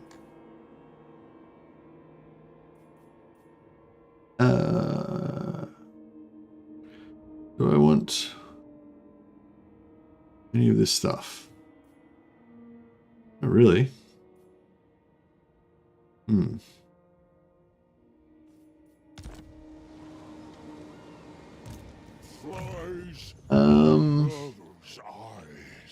I guess we want to get some red line at some point. A boost to my talents. We're about to get branding, so we got next turn we can turn all of our marauders into Nurgle marauders, which will be good. Yeah, so ones that you have enjoyed the most so far is what I meant. Okay, cool. Because yeah, the ones that I've enjoyed so far, I can tell are definitely not the ones that are objectively the most enjoyable. You know? But yeah, like, so Valkia was one of the ones that I enjoyed the most. Mainly because she's I feel like Valkia is like the weakest out of the Chaos Warriors. Like, I don't know if she's weak exactly. Like, all the Chaos Warriors are pretty much super strong. But I feel like she's got the less cheese, you know, because she's doesn't focus as much on magic as the other ones. Her units are much more straightforward with, like, you know, melee combat, you know. Her Marauder Horsemen are really really fun to use. You know, they're fast, maneuverable, got good ranged attacks. Harbinger. So yeah, I'd say yeah, Valkia definitely stands out as one of the most enjoyable campaigns for me. But yeah, that was mainly because I feel like she's not as strong as the others, and because I like her campaign. I feel like I played it kind of non-optimally as well. I feel like the optimal way to play Valkia would be to just immediately migrate, just run away, don't even bother fighting. Like, what I did was I quickly took out all my starting enemies, and then I migrated east and took all of the fortresses. I reckon the better way to do it would be to just ignore your starting enemies and just immediately migrate east. Just run away. And just and then just start taking fortresses, because it was like, it took me about 20 turns I think to take out my starting enemies, and I could have like just have been taking over dark fortresses and just leveling them up. But I think I would have had a less enjoyable campaign if I'd done that, you know. So yeah, so it's not even necessarily about the Legendary Lord, it's also about the way that you play it.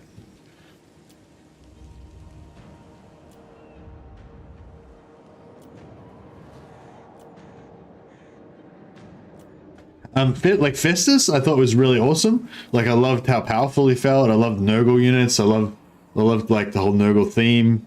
But yeah, it was pretty boring. Didn't really enjoy it that much. You know, it was too easy. Yeah,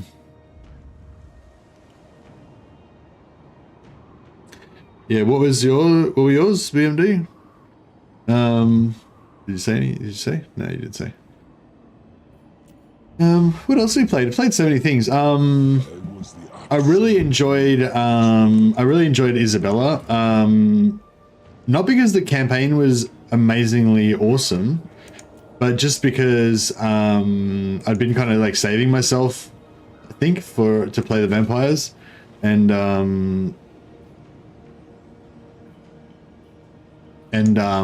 the vampires got such a big update. They got so many changes that there was just so much new stuff to enjoy. Same with like when I played Village. Like, Village was the first Warriors of Chaos faction I played, so it was really cool, like seeing all the new stuff. But in the end, I didn't really enjoy the campaign that much. Like the campaign position, I felt like it was sort of too isolated. If I played Village again, I think I'd immediately migrate and come down into the old world somewhere. Or somewhere, I don't know. It is mine now. I did play a bit of Malice. But I didn't, I don't know. I didn't really get into it that much. I think it's because his starting location is like, because he starts here, he starts somewhere around here, and like, I don't know, it's like this weird kind of spread out campaign, you know, like with a long, thin, like you end up conquering stuff like here and having like a long, thin empire that you can't like really can control it all and stuff like that. Yeah, I don't know. I think if I play Dark Elves again, I want to just do like a full empire sort of build. Like I want to just conquer this whole corner here and just like consolidate it all and fortify everything, you know, and then just have heaps of black arcs and go through the sea lanes and go and raid everything and just, I don't know. I just want to do like that whole like world domination style campaign. I think maybe just play Malekith just for the, not so much because of anything optimized, just because he's Malekith, you know. But you could also just go, well, no, you used to be able to go Malice and just immediately confederate Malekith, but you can't do that anymore. So if you want to play, well, as far as I know, so if you want to play Malekith, you got to just play Malekith now, which is interesting. So yeah, maybe I should do that. I kind of want to play Malekith.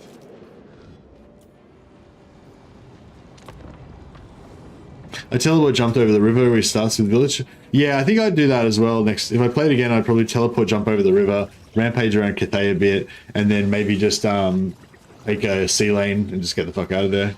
Go somewhere else. But I don't know. The thing is, if you do that, then you lose all of the Dark Fortresses, you know? So it's like, yeah, I don't know. I feel like Village is just not really my cup of tea. I think like, you know, Azazel, Sigvald, Festus, all those guys that start like in the Empire or just north of the Empire, or Belakor. Like, I think those are probably going to be my favorites because they're close to the Empire and I like that area.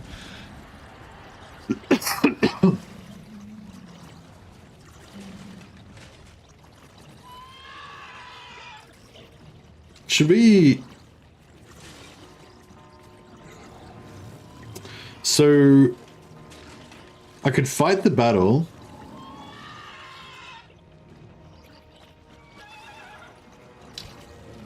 Yeah, I might fight the battle. Should we fight the battle and lose? And make it so that, should we fight that and lose so that we can take the settlement? Or... Oh, this is not even a settlement battle. Okay.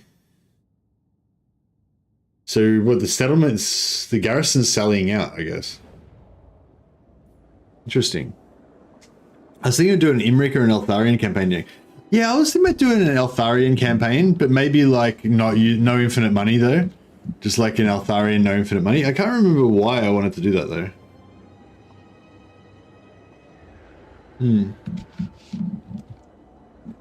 Excuse me.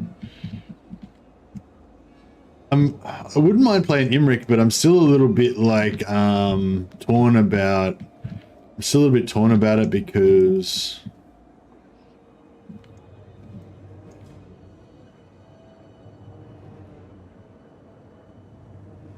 I'm still a bit torn about it because he's settled because his quest is bugged, I think, and I'm not sure how to get around it. I think there is like a workaround somehow for the quest battles, but I'm not sure how to make it happen.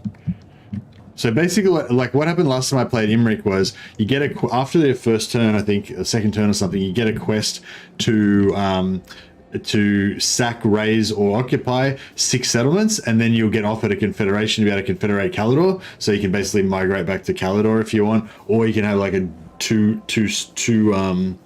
you can have a double campaign where you fight both, you know, you conquer Calador and you take over the new lands at the same time.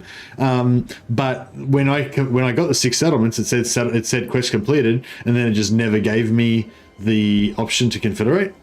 So yeah, that was a bummer. But other people have said that they've done it, and when they got the, like, other people have said that when they done it, they didn't get the they didn't get that.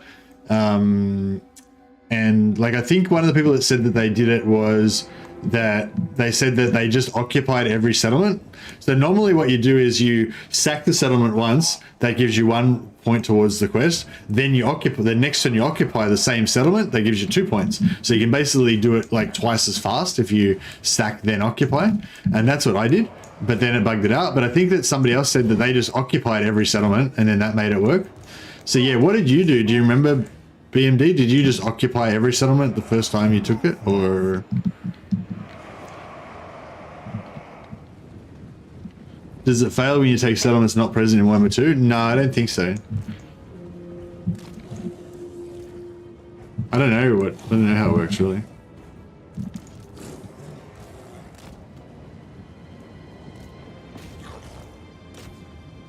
Sorcerer of murder and madness. Time to despoil.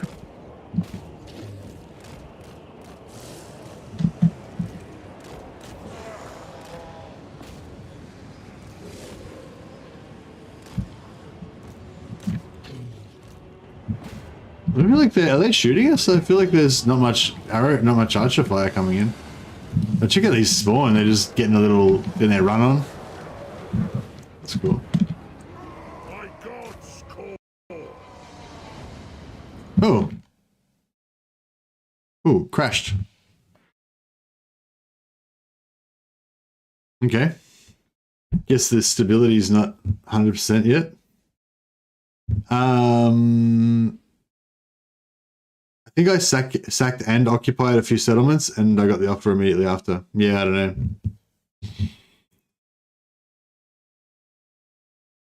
Hey man, I see you're trying so hard and it's really great. Unfortunately, I cannot donate since I'm quite young and I do not earn my own money. Hey Ryan Cat. No worries, man. No need to donate, man. That's totally fine. Yeah, honestly, like, getting super chats and getting money in general from YouTube is really awesome. It does like give me a little bit of a boost, you know, encourages me, I guess, you know, whatever. But it's not like the channel will fail without it or anything. Like I've got a job, you know. I don't support myself with YouTube. I'd like to. That'd be pretty awesome one day maybe, but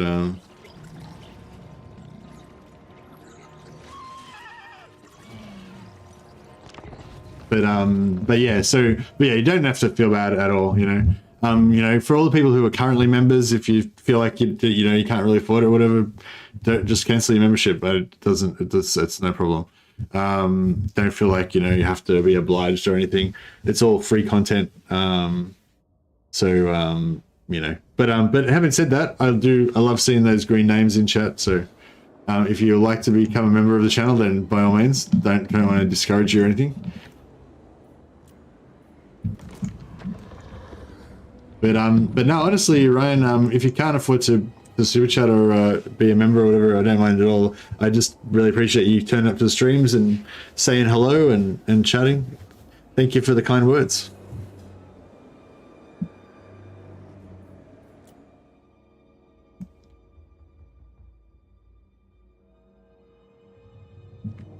Hey, Total Hamster, for the video posting mishap. Is that like a penalty tax, is it? No, you don't have to worry about it, man. It's all fine. I know that you're, you know, I know that you do it from a good place, and it's not like what am I trying to say? Like, it's very common for people to have like a no self-promotion rule in various places because people are desperate to promote their stuff and, you know, blah blah blah. And it gets a bit annoying sometimes when, you know, other people are trying to promote their stuff in your channel or whatever. But that's not really like what you're like. You're not really like that. Like, I don't think that was even really your intention. I think you just literally wanted to share the information, and you're excited to share, you know, the stuff that you've discovered and stuff. And that's, you know, that's cool. That's what I'm all about. So, you know, no hard feelings at all, man. I don't think anything bad about you at all.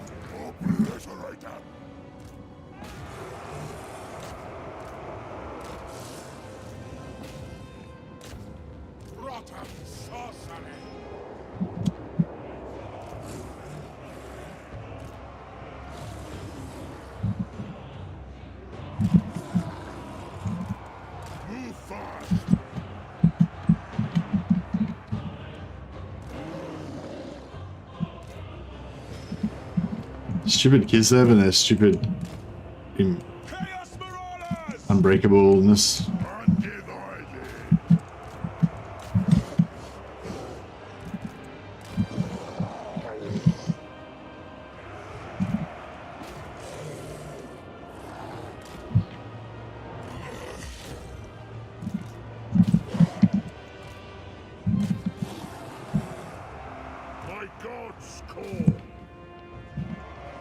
And this will be a tough fight, hey, because we got to get over there and try and help them deal with that shit.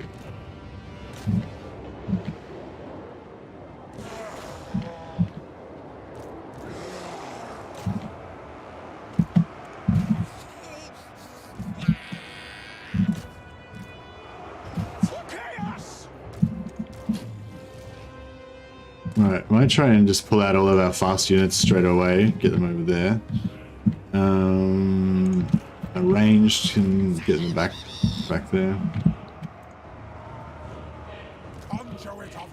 Actually, we'll get our regeneration aura going in the middle of their army. That might be quite good.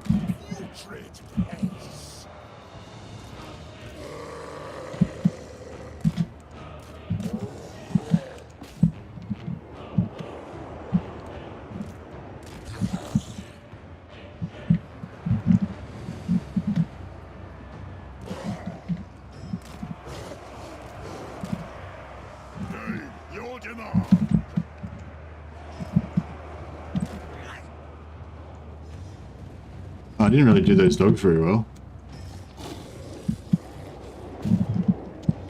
Should have been a bit more careful about how I...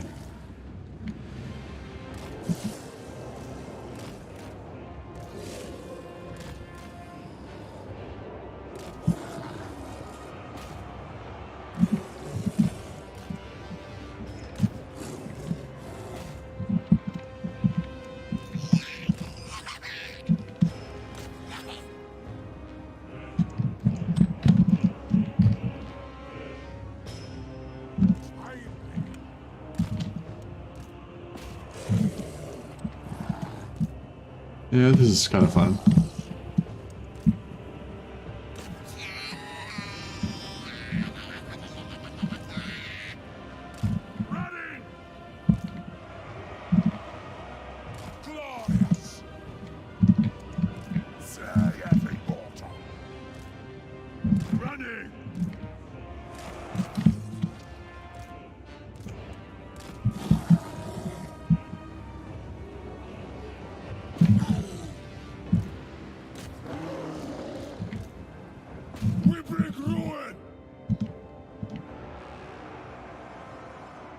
Just kind of because I'm not paying attention, I just don't like to don't do things. No problem, man. Sounds like microphone is picking up your mouse movements. Yeah, sorry. I had my keyboard touching my touching the microphone stand. I think that might have been why I was making it worse as well, maybe. Is that better now? Thanks for the heads up, by the way, Dejected Head.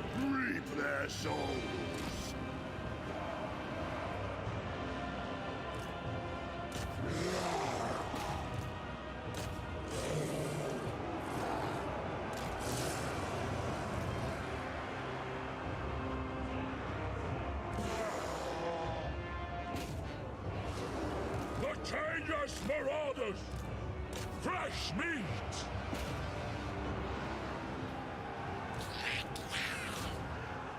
By the gods! I am light!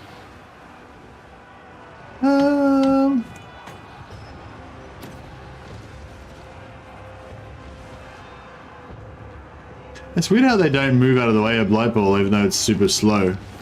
They just like let it sit there and do its thing. It's cool. Probably not really the best spell for that job, but that's alright. Time to despoil! Searching for battle!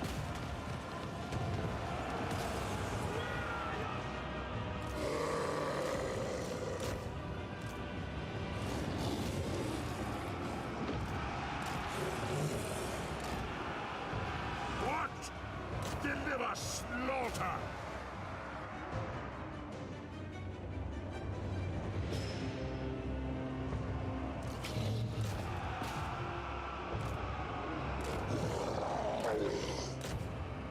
Marauders of Cinch! These dogs are getting rid of flogging.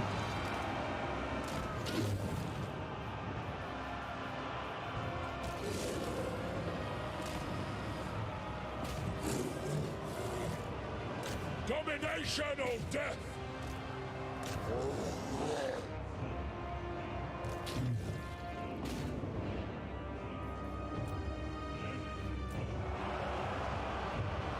No fear, no regret!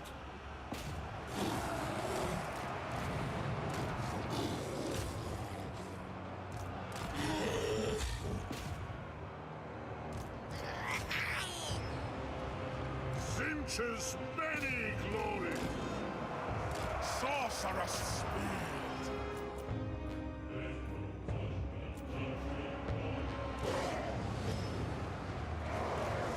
Cavers! Despair its end.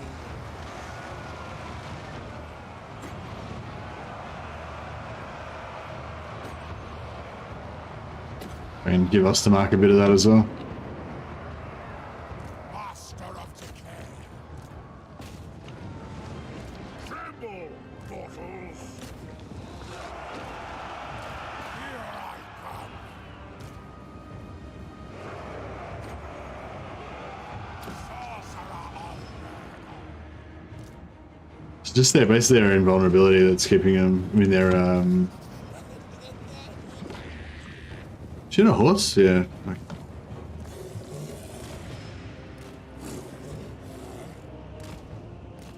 I don't think we can stop her. She's unstoppable. We don't have enough mass to make her stop. Crap. Who's the other one? Did she get away? No, there she is. fallen chaos dogs! She's not going anywhere. Dogs good running down route. Yeah, except for cavalry, because they don't have enough mass to chase them.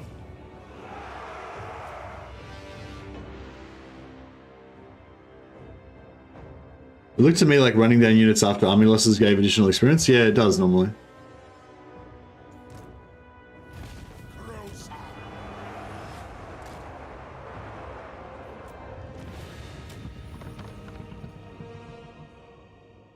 One more question. As a legendary lord and ignoring Kizev's current situation, how strong is Zarina as a legendary lord? How strong is Zarina as a legendary lord?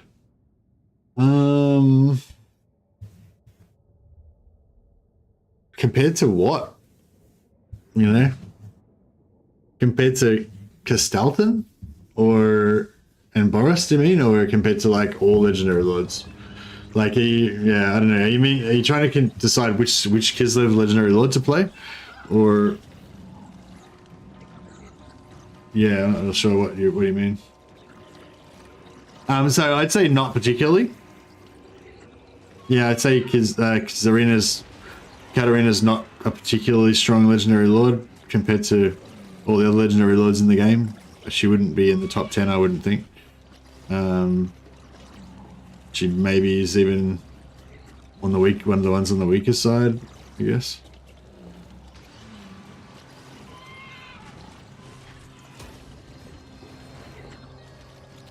But that may just be because there's some like super powerful cheese with her that I don't know about or something like that. But yeah, as far as I know, she's pretty average.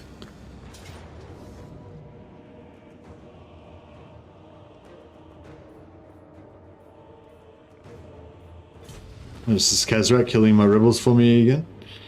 Thanks, Kazrak. Friendly Kazrak neighborhood watch. Keeping everything locked down.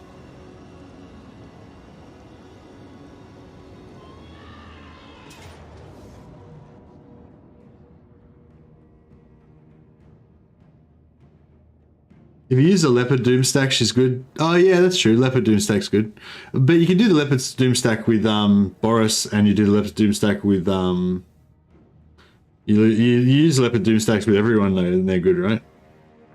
Like I think they're slightly better in her army, but even if you have like a even if it's not her army, just anyone can use it, right? Any mage basically.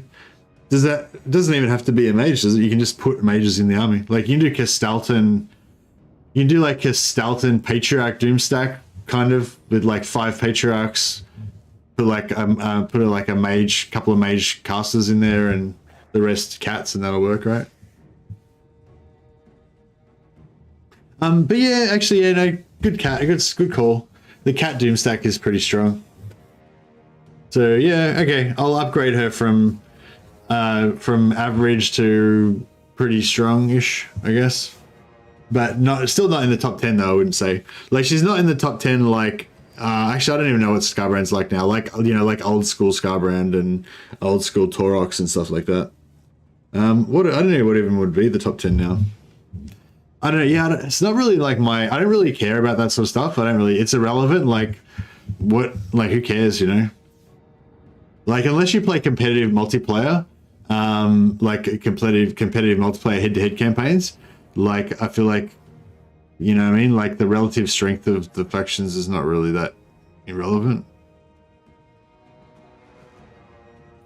Ooh, it looks like we're going to lose a battle. What is this for? Carrick Dumb. I don't even know where that is. Comparable to the Fey Enchantress, baby. Oh, really? What's the Fey Enchantress's Doomstack? I don't really play her that much. Also, she has Mortis Engine. Oh, does Katarin have Mortis Engine?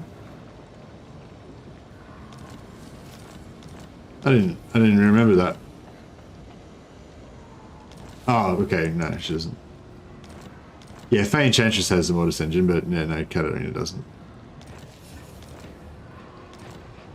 But anyway, yeah, so why did you ask that question, BMD? Like, what are you trying to figure out?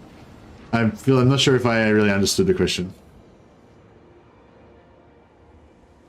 So it was a good question though. Definitely gave me some good things to ponder.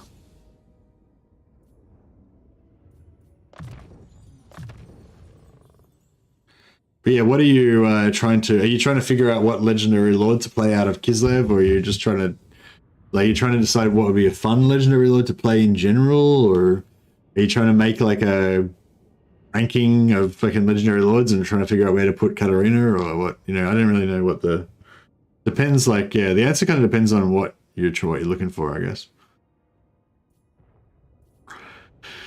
A boost to my talents. Oh, we could probably just ignore this, I guess, and go after... Oh, actually, maybe we should kill this Empire army while we're here. Decay brings life.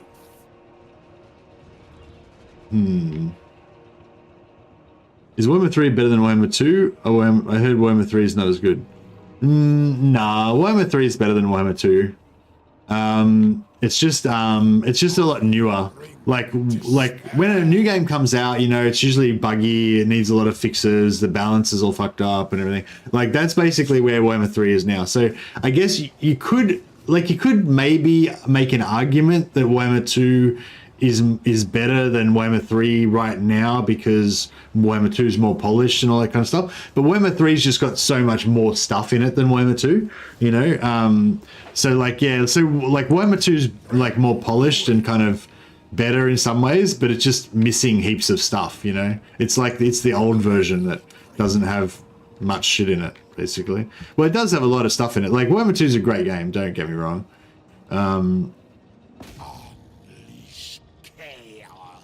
But yeah, that's a bit of a hard one. I think, yeah, you could maybe argue that right now Warhammer 2 is a better game in some ways, but I think it's a pretty hard choice. Again, it sort of depends, like, why you're asking that question. Like, if you're asking, like, which one's the better game, as in which one should I buy, if you've only got limited amount of money or whatever. If you can only buy one game, and you don't currently own anything, then yeah, I would buy Warhammer 2 over Warhammer 3. But if you've already got Warhammer 1 and 2 and Warhammer 3, or you're about to buy Warhammer 3, then I'd be like, yes, you should definitely buy Warhammer 3, because it's going to give you all new content. It's going to make the whole game totally fresh for you. Going to give you weeks of new shit to play. It's going to be really fun. And, you know, so it's, do you know what I mean? It depends what, you know, if you're saying, like, you can't, if you don't own anything and you have a choice of buying either Warhammer 1 or, I mean, if you have a choice of buying Warhammer 1, Warhammer 2, or Warhammer 3, then you should buy Warhammer 2 first. And then buy Warhammer 1, and then buy Warhammer 3. So that would be my order. I'd buy like Warhammer 2, Warhammer 1, then Warhammer 3. But if you've already got Warhammer 1 and 2, then I would definitely say yes, you should buy Warhammer 3, and don't just keep playing Warhammer 2.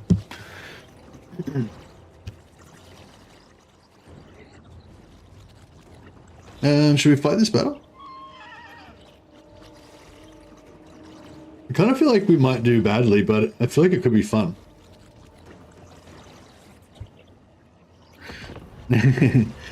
Thanks. Okay. But which you tell me? Answer my question, though, Immortal. Which one of those scenarios is you? Like, do you already own all the games? Are you thinking about buying your first game in the Warhammer series? Where are you up to? What are you currently? Where are you coming from with that question? If you don't mind me asking. If it's not too personal.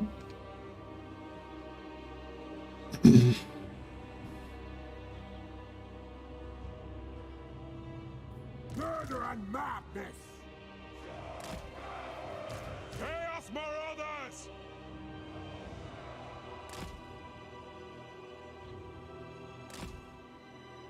You have the beard a dwarf would be proud of. For Karak Hazar. Hey Esther, how you going? Yeah, my beard's getting pretty hectic at the moment. I think I need to give it a bit of a trim. It's I don't know. I thought it had already achieved maximum beardness, but now it's like, I don't know. It's like I don't have one, and I want to know what to buy. Oh man, you really want all of it, literally all of it. Like, yeah. So yeah, I would pretty much just plan to buy everything. But yeah, I'd say you want to buy Warhammer 2, then Warhammer 1, then Warhammer 3. That would be my recommended order. But there's a new patch coming out. There's a new patch coming out in a few weeks that's possibly going to make. So in case Model, in case you didn't realize, Warhammer 1, 2, and 3, they all combine into one massive game. So the Warhammer 1 map is part of the map. Then there's the Warhammer 2 map that joins on, and then the Warhammer 3 map which joins on, and then you have this big giant map that has all the stuff. So that's what you want. You want all three, 1, 2, and 3. Like, you don't, like, if you've only got 2, or you've only got 3, or you've only got 1, like, once you have played it a bit, you're going to be like, oh, this sucks. I've only got like a quarter of the map. I want the rest of the stuff, you know? So you're eventually going to want all of them, 1, 2, and 3. It's just a matter of which one you buy first, basically. So yeah, I'd say buy Warhammer 2 first, and that will give you the best kind of introduction.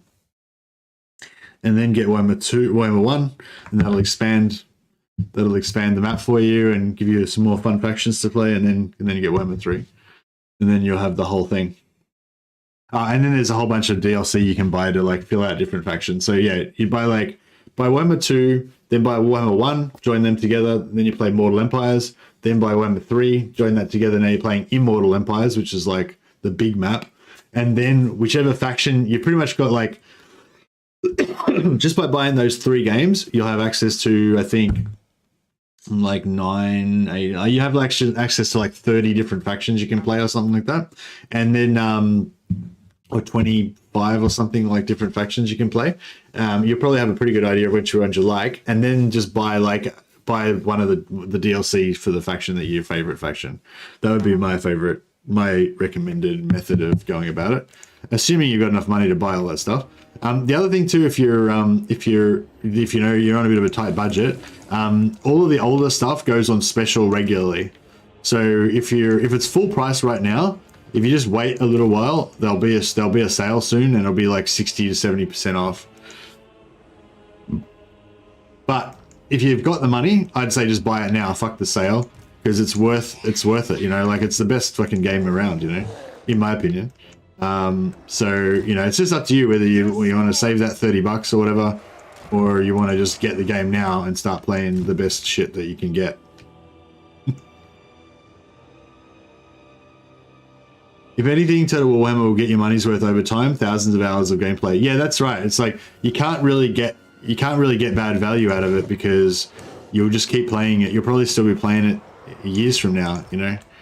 So it's going to pay for itself in terms of value for money, for sure. All right, I want to go wide with some of my faster units here. Yeah, and I'll support them with my dogs. I'm sure my dogs can. Actually, my dogs can get really crazy over here, can't they? If you want.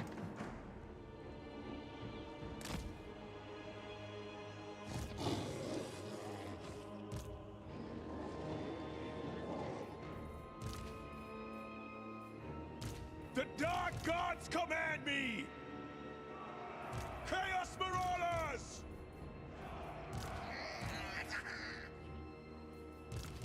What do the gods desire?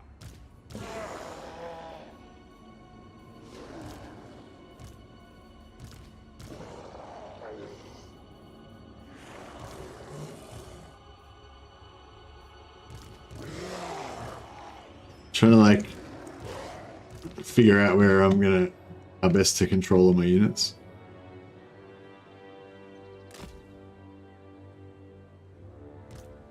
What?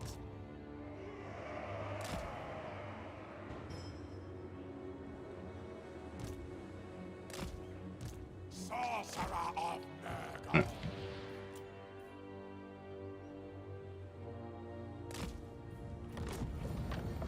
It will be done. Hey Leah, what does the map look like if you own Warhammer 2 and 3? It doesn't do anything. Yeah, you gotta connect them, like, you gotta get 2 and 1 together to get Mortal Empires, and then 3 gives you Mortal Empires. You can't go 1 and 3 or 2 and 3. Unfortunately. I feel like they should make it that if you own any 2, then you get the whole Immortal Empires map, just to make it a little bit more accessible. Or even just make it if you own any 1, then you get the whole Immortal Empires map. But I guess that kind of goes against the original theory of it. I hope these archers don't really go too ham on those guys.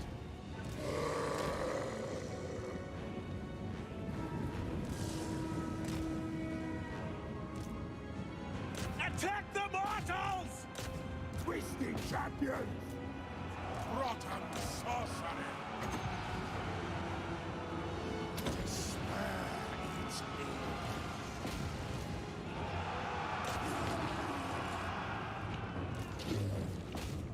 There goes Testament glory!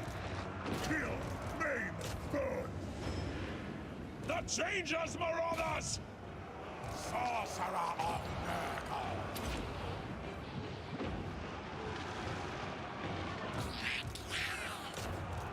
Move fast!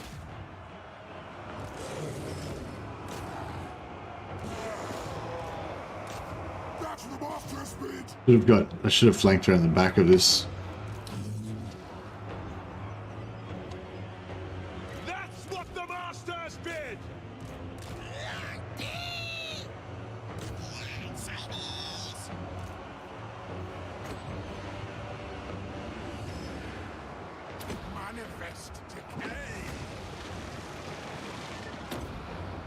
I wonder if that's gonna actually like land properly.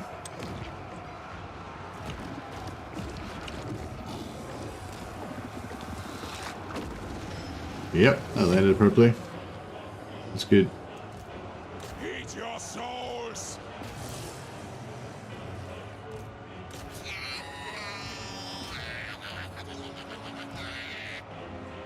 Hey Alexander, how you going, man? Welcome, welcome. The wizard is never late.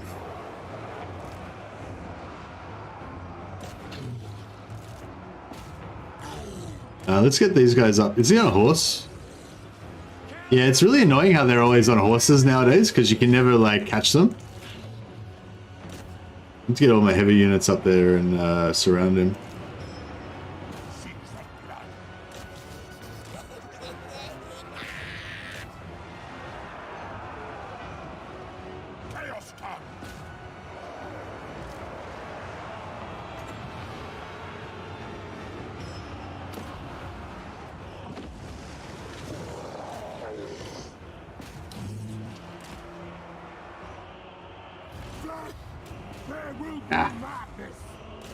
Yeah, so we're not gonna catch him.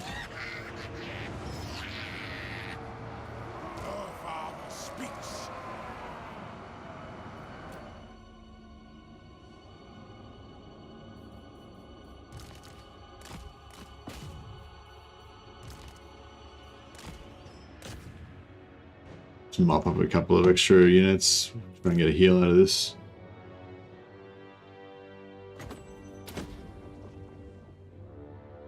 Tired as hell? I don't know. When I was a kid, I loved Warhammer Blood. What's Warhammer? Oh, what's Warhammer Blood? I didn't really remember that game. I don't think. Can't think of that one.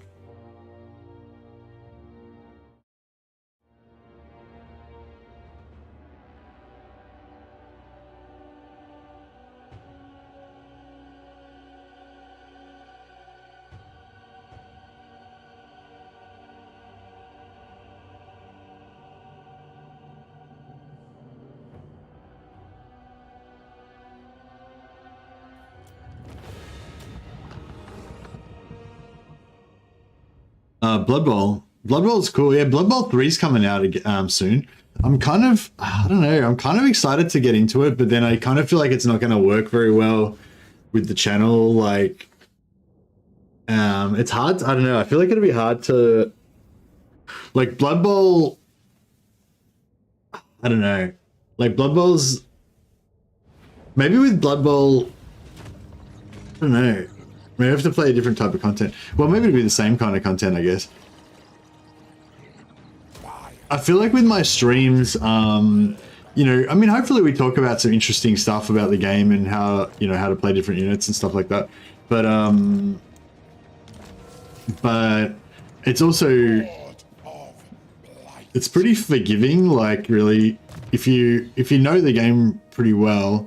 I mean, so occasionally I screw up really badly and ruin my own campaigns and stuff like that. But most of the time, like, if you know the game pretty well, you can kind of play an autopilot a lot of the time, and which is quite good for you know, which is quite conducive for streaming because I can kind of chat away. I'm not getting any replenishment over there. You can kind of chat away a little bit while I'm playing without, you know, being too bad. But with Blood Bowl, like, if you play multiplayer, you know, you're gonna be like, there's a lot of calculation. Like Blood Bowl, there's a lot of probability. You're calculating a lot of probability all the time, and you're you know, you're playing against another player, so it's a bit more high stakes. Yeah, like, you know, I just don't know how that's going to work out. How that would work very well with me chatting with chat, because you get like slightly distracted, you make a slight mistake, and that's it. You fucking ruined your game, you know.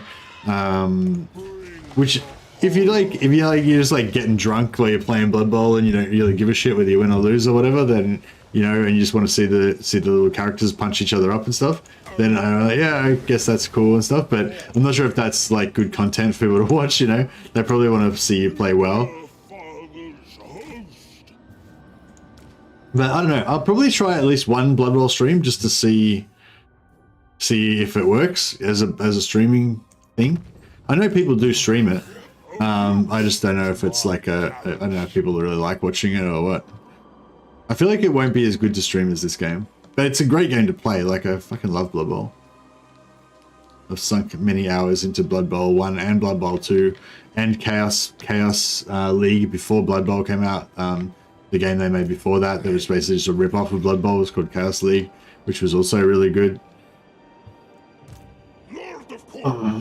Alright. We can get up here and find this fortress. Oh yeah, so... Okay, so I'm thinking next campaign, I'm thinking either Kugarth or Malekith. Now, I really want to play a Malekith campaign, but I really just want it to be October 18th straight away so we can have this upgraded AI and see how good it is. I haven't played any Total War game, but this game looks cool. When I was a kid, I loved Warhammer Dark Omen. Oh yeah, Warhammer Dark Omen was the shit. I love that. It's so cool. Yeah, but what, like, if you loved Warhammer Dark Omen when you were a kid, then like this is the game that you wished existed back then, basically. Like, Warhammer Dark Omen was really cool. Actually, I guess Warhammer Dark Omen does have this extra sort of story element that is that you don't have in this game. But Bleeding Spire, is Bleeding Spire the fortress? Zambanjan, no, is Zambanjan the fortress? I can't remember.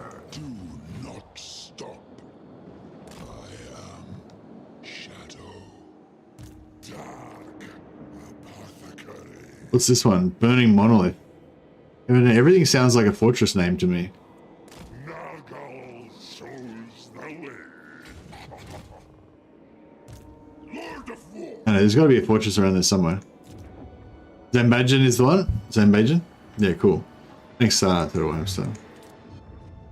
What is Mirror Madness? I think somebody said Mirror Madness is sort of like the old laboratory, where you can go and like change unit stats and stuff like that to do I just want to do this? I feel like it's already been like heaps of turns. Could have done it ages ago. I'm still not worth, I'm sure if it's worth it though. Oh yeah, we got rusted branding iron now, so now we can make all of our marauders into plague marauders, which is good.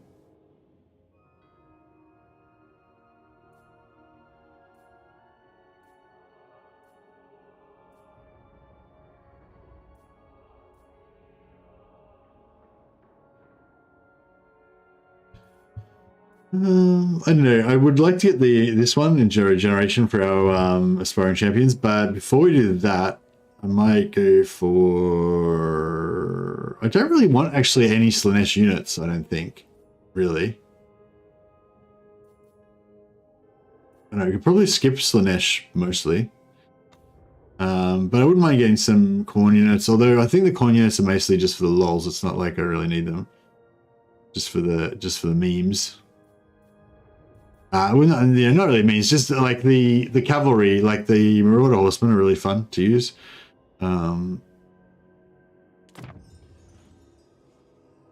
I guess Frenzy to aspiring champions, so that's pretty cool. Actually, yeah, what does the Slanesh one give to aspiring champions? Strider for aspiring champions, enemy psychology. Oh, that's pretty cool. It's so cool how aspiring champions went from being like the shit. Like, I always liked the idea of aspiring champions. I always thought they should be awesome. They should be like the best unit that you know you can get for chaos. And it was always kind of disappointing that they were so lame. And now like they are exactly what you want them to be. They're just like fucking Superman. They're like Space Marines. They're amazing. And you can just keep like, and how you unlock all of the power-ups for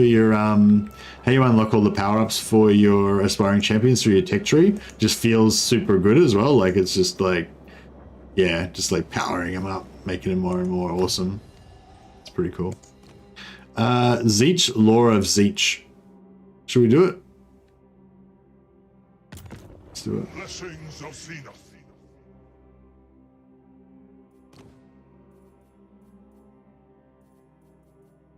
Malleus is mine. I named it.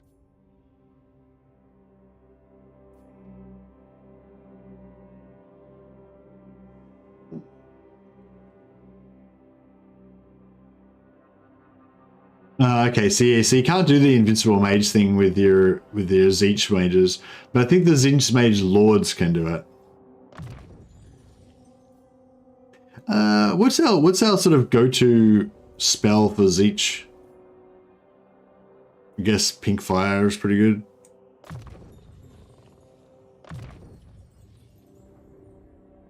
Is it good? Is it though? I don't know.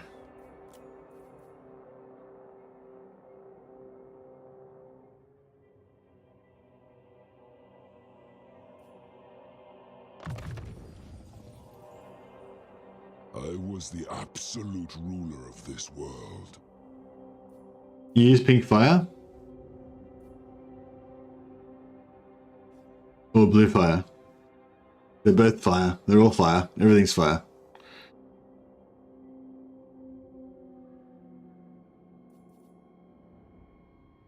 Pink fire, yeah. Well, pink fire gets you closer to unlocking the last part, so I guess that's what we should go for. Treason's nice. Glean magic. I guess if you want to do a bit of like pseudo magic, then yeah. They look really cool there. They are excellent. The Zeech and sorceresses. You got to give them that. Zeech sorcerers.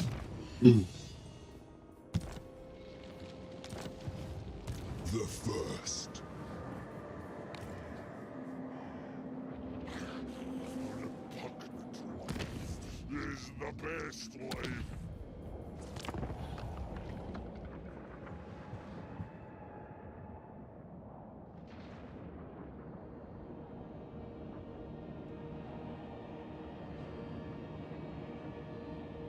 You get so many spell points, like you get so many skill points with heroes that you can basically unlock everything, so you don't really need to be too exacting about it or anything. It is foreseen. Yeah, this guy's super, he wants to makes peace with me.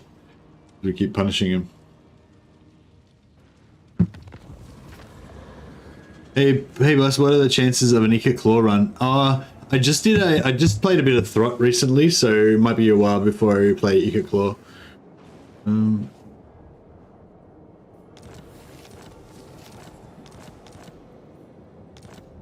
Yeah, I'm still kind of in the like try out everyone phase at the moment. So yeah, I'm probably not going to really settle down to like having my proper hardcore campaigns until after the game gets a bit better, gets a bit more updated. The first damned. But yeah, so I'm thinking like we'll get around to Ika Claw eventually, but yeah, it probably won't be like anytime soon. Do I have to fight? Oh shit. I guess I gotta fight Archeon to take over this this fortress. I wonder if that's gonna be a bad idea. Call me master. Interesting. I haven't attempted to play Kislev outside the story, and I haven't attempted to play Cathay, and I bought the game on launch. Have you got Warhammer? Have you got Immortal Empire's Dejected Head, or are you just playing Warhammer 3 only?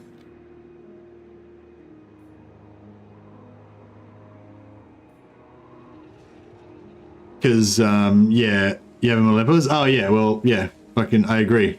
Fuck Kislev and Cathay, they're shit factions. They're like, I know they're not shit. They're okay or whatever. They're fine. But like, they're not even like proper factions. You know what I mean? Like Kislev and Cathay are like just the like made up factions. You know. More so Cathay. They're not really my favorite factions to play either. And also they have less content than the rest of the factions, so yeah, I totally for Kislev. Yeah, don't get me wrong, Kislev is one of the coolest factions, but they don't have any DLC. Like, so all the other factions are more filled out than them. You know, they're more deeper, I guess.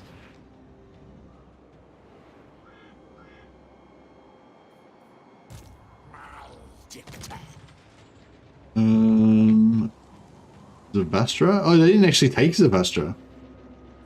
Okay, well, I guess we can take Zavastra then. We can gift that to one of our vassals later on.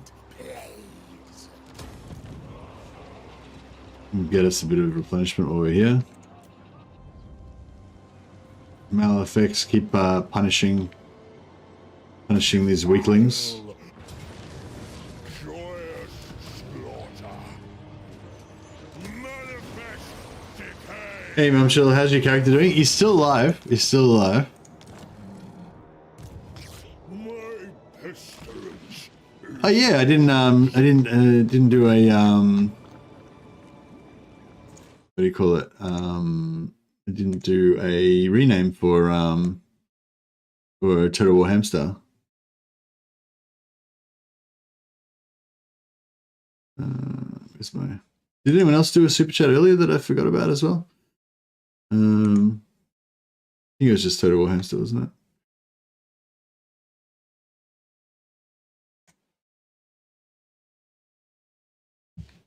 Yeah.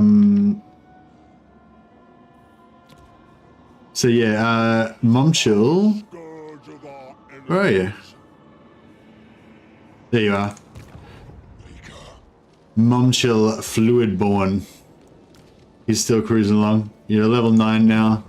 You've got your Slaanesh Soul Feeder that gives you healing every time you cast a spell, so you're basically immortal now. Well, not quite immortal, but you know, you're getting there. Give you... Oh, you don't really need a weapon, actually. But anyway, you give you a filth mace. Actually, no, you don't. Yeah, actually, yeah, I'll give you a filth mace. You're a dirty boy. Okay. And Total War Hamster. He can be a noble warrior as well.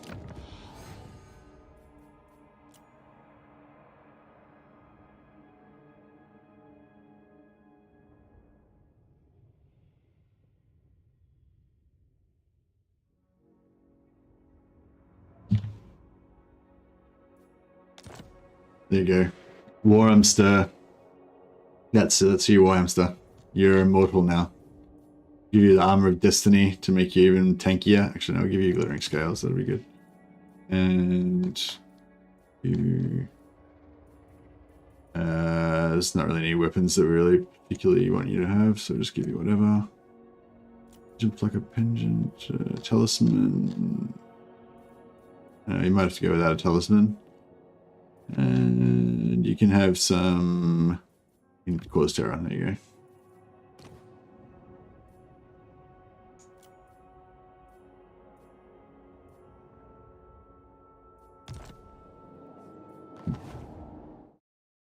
Nice. Powered by his hamster. Exactly. I have a Slaanesh tattoo. Really? Awesome. I've got a Uncast Undivided tattoo. So we can be pals. If I had a corn tattoo, then we would have to be enemies. But I'm undivided, so we're fine. We're cool with each other.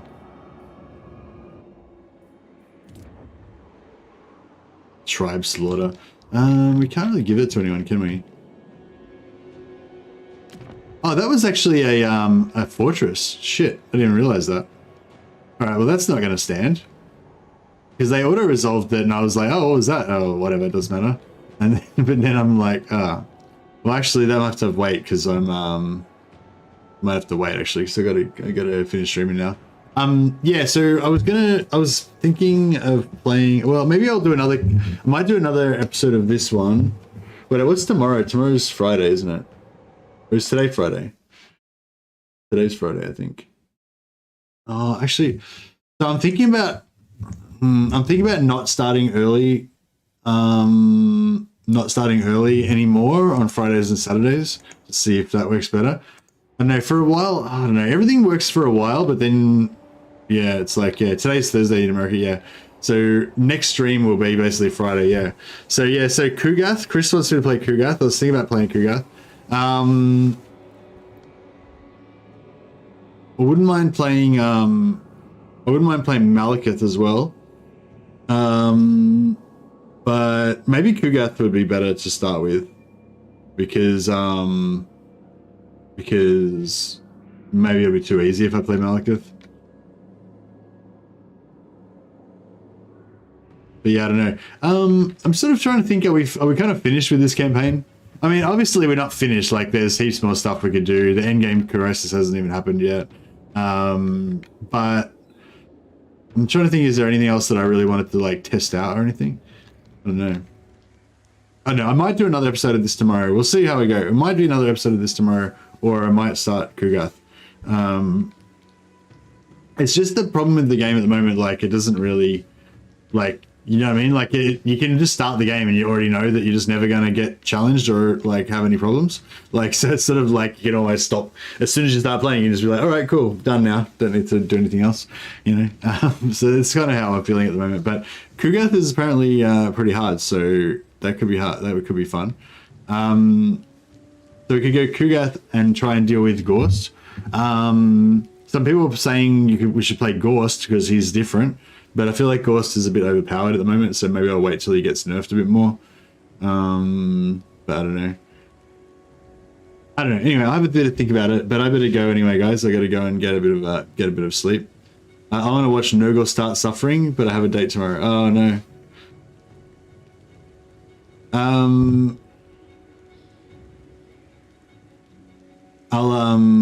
Yeah, I don't know. I'll have a think about it, and we'll see. We'll see what we're gonna do. Yeah, no worries, Total Hamster. Thanks for hanging out, and you've been a great contributor to the chat today. As have you all. And so yeah, really appreciate having everyone in chat today. It was awesome, and thanks again to Ash for the host again. Skevin Dan is playing live 3-man Thunderdome community game. Okay, I might check a host to Skevin Dan. If you guys are wanting to check out some more Total War, I'm not sure, but I think what's going on is that he's playing a co-op campaign with people from chat, which is something that I'm kind of interested in maybe doing sometime. Yeah, if you guys want to check that out, let me know what you think of it, whether you think it works, or you know, if you got any suggestions about a better way to do it, or whatever. Yeah, so yeah, I'm gonna chuck a host over to Skevin Dan. Go and he's playing some multiplayer co-op campaign. Yeah, so I think so. Yeah, check that out and let me know how it goes. Hey, Alexander Grim Totem, just sneaking in a little super chat there before the end of the stream. I'll quickly put you up here. And if you already got I don't know if you've already got a character. If you already got a character, you can't have another one, obviously. But if you haven't got one, we'll give you another one. You've got reserved. If we start a new campaign, you can be like the first character that we get when we first start the game. All right, guys. Thanks. Thanks for the super chat, Alexander. Thanks everyone for hanging out. And yeah, go and check out Skaven Dan's stream. A pop-up will happen when I end the stream now that you can just click on to take you over there as well. All right. Thanks, guys. Have a good one.